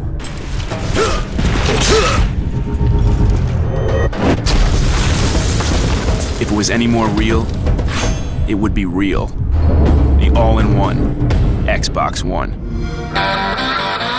In the same year as the PlayStation 4 came the Xbox One, which had a notoriously underwhelming launch. It had a lot of pretty crappy exclusives, and even the one single Xbox exclusive people know of, Halo, was completely in a state of disarray. Microsoft didn't really have much going for them at this point. Though this is the console I bought back in the day, and I'm glad I did. So many days I spent playing Fallout 4 and Doom 2016. Good times before Fortnite. I'm kinda surprised at the lack of limited editions on the Xbox One. I always kinda thought that the Xbox had a hand up on PlayStation with their limited edition consoles and accessories, but it looks to be the complete opposite. Literally 80% of the limited edition Xbox Ones are just stupid sweepstakes consoles, so out of principle I'm not even gonna fucking talk about them. So let's kick it off with the most well-known limited edition Xbox One, and to this day, one of my absolute favorites, the Halo 5 Xbox One. I remember seeing ads for this thing and remember how badly I wanted this. I actually ended up getting the controller, but not the console itself. Just from taking a look at it, you can see why. It's a console that reflects the color scheme of Locke from Halo 5, though I'd rather leave Halo 5 talk to an absolute minimum before the subject of this video changes drastically and I start hurting feelings and myself. It's silver with a lot of subtle blue that really stands out, and the controller as well just looks amazing. It's not ridiculously visually loud and over-designed like the Halo 4 Xbox 360, and they're not even that expensive on eBay. This will definitely be the base model Xbox One I eventually get. And then you've got the Forza console, which is just blue. Okay, I'm being a little over dramatic. It's got some racing stripes going down the top that are interrupted by the Forza logo, which just looks really dumb. Not a big fan of this one. Here's an Advanced Warfare Xbox One, which is kind of similar to the Halo 5 one. It's gray with golden accents and has this little logo sketched across the fan of the console. Looks decent, if a little over-designed in my opinion. Here's a Titanfall Xbox One that was given away only to the team that made the game, not sold on store shelves. I could have sworn I remember seeing ads of this thing, or maybe even on store shelves, but it's possible I'm just thinking of the controller, which is the exact same color scheme and design. I always love the clash of white, black, and orange like this. It looks so sleek and futuristic, and it's no exception here. And that's it. No, I'm not kidding. Literally, there's only like 2 attainable limited edition Xbox Ones, the Halo one and the Advanced Warfare one. There were some really cool sweepstakes Xbox Ones like the Super Bowl one or the GTA 5 one that's the same as the PS4 one, and even a Final Fantasy 15 one, but I'm not talking about those because I don't want to. I'm tired of talking about sweepstakes consoles. The sheer lack of affordable and attainable limited edition Xbox Ones is insulting. Next up is the Xbox One S, a console whose entire purpose is to stream TV at 4K. I'm not kidding. There's a Gears of War 4 console that's extremely reminiscent of the Gears 3 Xbox 360. I'll admit, the console looks really cool, and I'm willing to bet it looks even better in person. My personal favorite is this Minecraft 1X. It looks like a giant dirt block and comes with a creeper controller, which is just hilarious. And the absolute coolest part is if you turn the console over, there's a bunch of little redstone connection patterns. That's so fucking cool. Too bad the vent of the Xbox One S kind of ruins the design. If you look at it from far enough away, I guess it's not the worst thing ever, but fuck. Other than a few custom consoles by the Russian Federation, that's pretty much it. Again, two. You either have the worst Gears of War or autism, pick one. There's a nice looking Coco one, a hockey one, a Sea of Thieves one with a really cool looking controller, and for those ashamed of their small penis, there's one that looks like a Mustang, but good god, the lack of limited edition consoles is insane. This is not how I expected things to go. On to the Xbox One X, I guess? The Xbox One X is just the PS4 Pro of Xbox, and I mean, of all the Xbox Ones, the X easily has the best limited edition consoles, but it's not like it's that much better. Now, if we're talking about sweepstakes consoles only, then the Xbox One X would easily take the cake as the best of all time. Easily. The sheer fucking amount of custom sweepstakes Xbox One X's that exist is insane, and I can attest to that firsthand.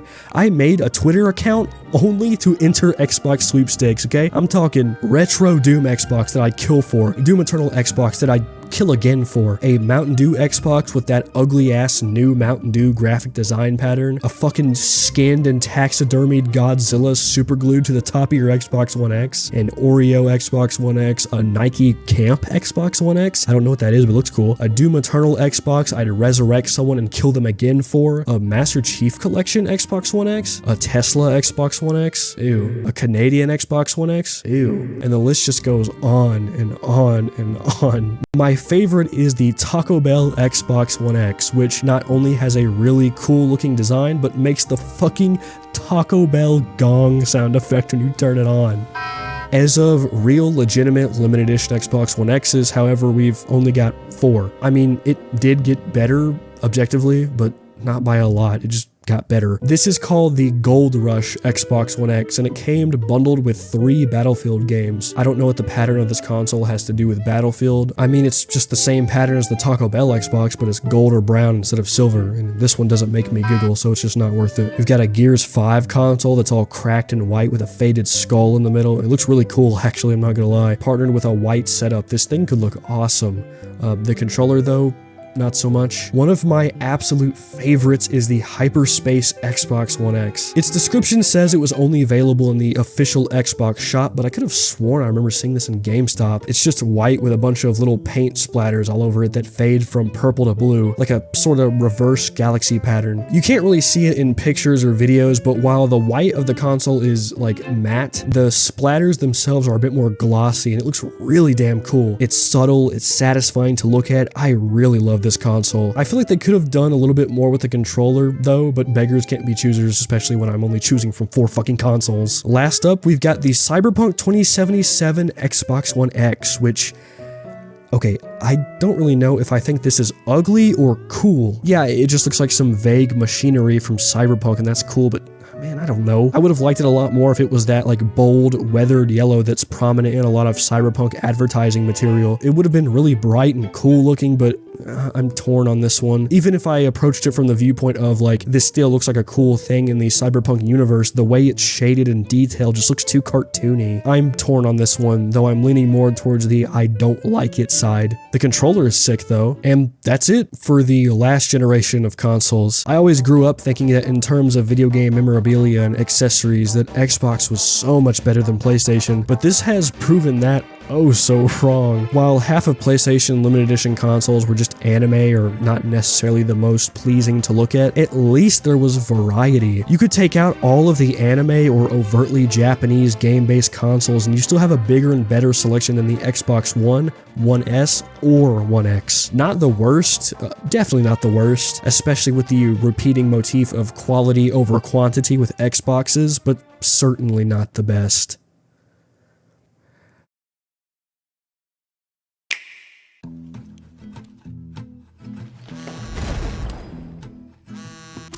Hello? Shut the fuck up, you I remember when I got my first Nintendo Switch on the Christmas of 2018, and with it, Mario 64 2 and the most overrated game ever created. I beat both of them and thoroughly enjoyed both of them, then proceeded to never play my Switch again. The Nintendo Switch, revolutionary to some, nothing more than an Android smartphone to others. I was surprised by the limited edition consoles for the Switch, not because they're good, but because they're really underwhelming. One of the latest ones I can recall is this red and blue Mario Switch, which looks funny and was released in 2021? Is that a typo? I could have sworn this came out like yesterday. It came out to celebrate some kind of Mario anniversary or something.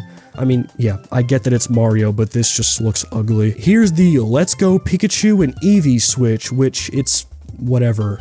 The controllers are fine, the controller is fine, it's all just fine. Never played Monster Hunter Rise, but this limited edition is probably the coolest looking Switch so far. I'm a minimalist, you all know this, it's not hard to understand why this one appeals to me so much. It looks great. Did you know there was a Diablo 3 Switch? Did you also know it looks really boring? Guys, I think we hit the holy grail. The design is pretty boring, but I mean, hey, you got Peely back, so it's all good, I guess. But you get a cool skin when you buy this bundle. You get a cool skin. You get a cool skin. Here's the Smash one. That's pretty much all I got to say on that front. Just make sure you keep it away from kids. And lastly, we have the probably best one, the Animal Crossing New Horizons Switch. And I'm not saying it's the best because I have it, I'm saying it because I really like the cute little design on the front of the console and the pastel coloring of the controllers. It looks nice. It didn't come with the actual game itself, though depending on who you are, that could be a good thing or a bad thing. The back's design is a bit more interesting than the Fortnite one.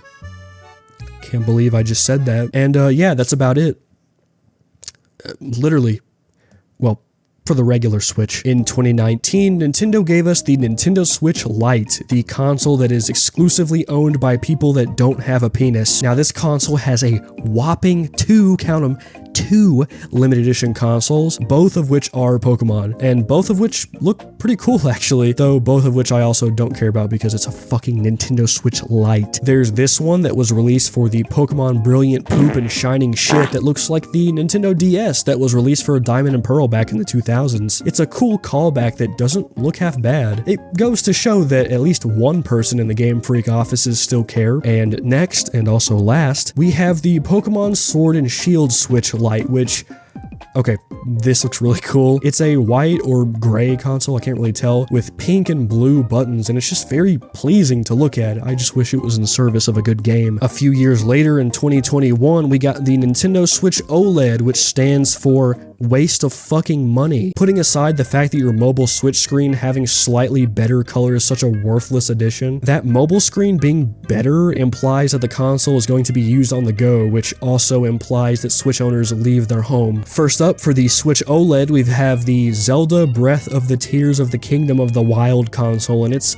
decent. I would have personally rather there have been less design on the controllers and console, or maybe if this green wasn't here, it'd look a bit more up my alley. It's nothing bad, of course. It's a decently sleek looking console. It just doesn't compare to some other things we've seen. Then on November 4th, 2022, we got the Pokemon Scarlet and Violet console, which I don't even know why you added these little designs to the controllers. It just looks dumb and pointless to me. The dock looks pretty cool, but as it usually goes, I just wish that this was for a game that was, how do I put it? Good. And then we have the Splatoon 3 limited edition. It looks fine, a bit over-designed, and nothing on this bundle has any synergy, but maybe that's a part of the appeal. Well, we are reaching the end of our list. How are you feeling so far? Are you surprised at how many or little limited edition consoles some of these platforms have? Personally, I thought that the PlayStation consoles had nothing on the consoles like the Xbox One or the 360, but was very surprised to see the sheer amount and quality of the limited editions that Sony had under their belt. Did you have a favorite limited edition console so far? What was your least favorite? Which ones do you own and which ones do you want to own the most? Go ahead and leave a comment and let me know, and while you're at it, like the video and subscribe to Yours Horrifically for more gaming content, and for good luck on your findings of your most wanted console. All right, Morty, go. Talk about the thing. They paid us a lot. Okay, yeah, this is the PlayStation 5. It's really fast. Yeah, they really wanted you to mention the speed. That was really important to them. Yeah, it's super fast. Like, way less of those long loading screens, you know? Can you tell them the thing about the button? We've really only got 2 consoles left, the Xbox Series X and the PlayStation 5. Now, it's not really fair to put these up with the rest because we're still very much at the beginning of these consoles' lifespans, but I'm still going to take a look at what they've got this far.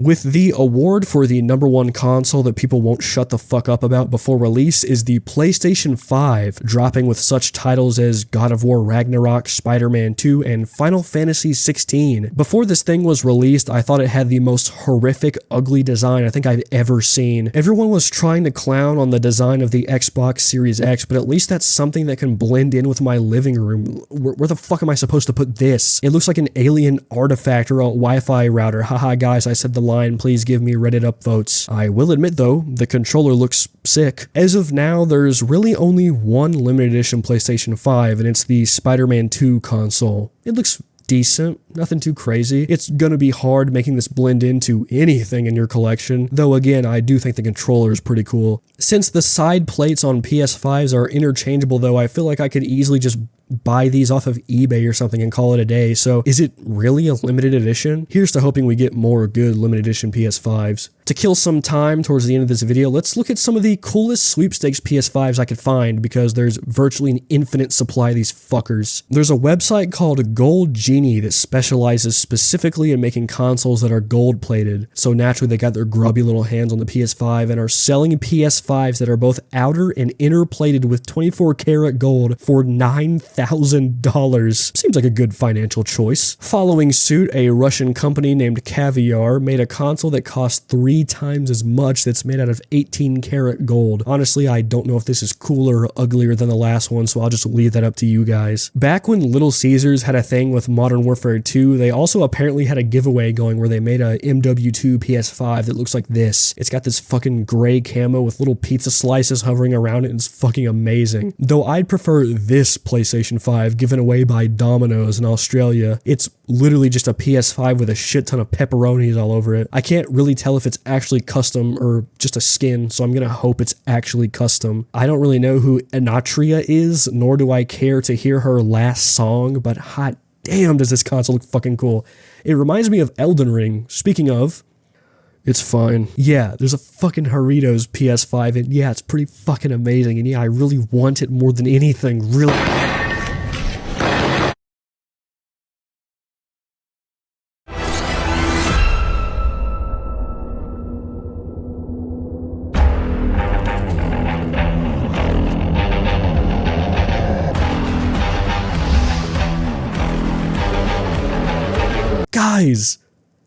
Guys, it looks like a mini fridge. Give me Instagram likes, please. On November 10th of 2020, the Xbox Series X and the Xbox Series Who Gives a Shit was released to the public. Similar to the PS5, there's barely any limited edition versions of this console, yet as of now, there's only 2. One of them was released pretty recently, actually, and it's just this scary-ass SpongeBob on your Series X. I'm SpongeBob. It was some sort of Best Buy exclusive and came with Nickelodeon All-Stars Brawl 2, and there were actually a decent amount of these made, so aside from the already high price tag of it being a new generation console, it ain't that rare. And lastly, there's what I think is one of the absolute coolest looking limited edition consoles ever. I'm talking from 1995 all the way up to 2024. In August of 2021, in celebration of the 20th anniversary of Halo, Microsoft dropped this. This thing looks amazing. It looks amazing. There's literally nothing else I could say. Every single adjective I've used to describe things in this video all combined to describe this. It's got these Forerunner looking designs from the bottom to around the top of the console, accentuated by gold with a dark top covered in specks of blue and white that look like stars, and it even makes different noises when you click the disc button and power button. The controller looks awesome. The system looks awesome. Everything about this is awesome. except for the scalping. Yeah, I remember watching the conference this was revealed at and watching in real time this console getting scalped into fucking oblivion. If you go on eBay now, if you find the right listing, it's not as egregious as it used to be, but it's still pretty insane. I'm not even gonna disclose how much mine was, but I'm not lying when I say it's probably the coolest limited edition console I own. Hell, even the box it came in was fucking sick, and it came with the game. The game's not good, but hey, it's better than just not coming with it. But it doesn't have furry controllers and a big golden ring, so who really gives a fuck? Here's a Series X that looks like the TARDIS. Okay, that's really clever, actually. And you've also got one of Bluey. What is this, a block of C4? I don't know, but it was in a giveaway from the Microsoft Rewards program. It's kind of ugly. I haven't played Atomic Heart. I plan on getting around to it, but this console looks pretty cool. I don't know what this is, but it's cool. Hey, so do you guys know that restaurant Whataburger? How about you have a look at this Bojangles Series X with a controller that has fried chicken patterns printed on it. It's fucking shit. Are you kidding me? Let's finish this off strong with the Mandalorian Series X. They could have made this dumb. They could have made this look so stupid. Nothing else to say, really. It's just a really cool fucking console. Well, we made it. You made it. You watched all the way till the end of this video. And you know what? It means a lot to me that you watched it all the way to this point. I put a lot of work into this, so it's nice to know that someone partook in it all the way till the end, even if this video only gets like fucking 10 views, but I know what it is that you want. From the very beginning of this video, nay, from the very inception of the title of this video, I asked the question, which console has the best limited editions? Now, I've put a lot of time and effort into trying to figure this out. It wasn't just something I went into this knowing, and it's not even something I know now, to be completely honest with you. Ever since I first started researching and writing for this video, I had a few ideas in my head swimming around of which console it would be, but there was never really a clear answer. Some consoles like the PlayStation 4 or the Game Boy Advance had an extremely large amount of limited editions that may not have reflected the type of quality that, say, the Series X Halo console had. Quality over quantity is something I said a few times throughout this video, and that sentiment remains here. So it's a tough decision. Should I base it solely off of the amount that a console has? After all, the more limited edition consoles that a generation has, the more choice the buyer has, right? Or should I do it purely based off of how good other ones in a specific generation were? So I approached it from this angle. I looked back at several of these console generations and really contemplated which one spoke to me the most, based purely off of a retrospective lens. I can hardly remember anything from the Nintendo 64. The PS2 had some decent ones like the translucent blue or those bright yellow ones, but a lot of its consoles that actually had some sort of design were Japan exclusive. The Wii and Wii U had virtually none. The 360 had like, what, 7 or 8, but those 7 or 8 were really cool.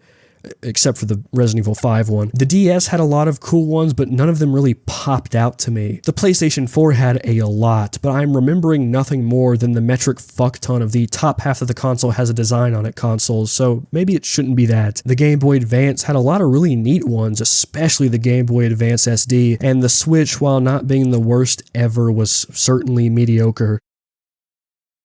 The Series X and PS5 aren't even applicable. The PlayStation 3 had almost nothing. The Dreamcast has an amazing aesthetic, but didn't really have anything interesting to choose from. The Xbox One X and S and base model had a small amount of really decent ones, but again, it wasn't anything that popped. But throughout every single one of my thoughts, one single console kept jumping out to me. Every time I'd think of that golden N64, another type of gold would come reminding itself to me. Every single time I saw the stars on that Halo Series X, another type of galactic depiction would remind me of its presence. Every time I'd think of that red Metal Gear PS4 or that blue classic Xbox, a different console of a red and blue variety would make itself known.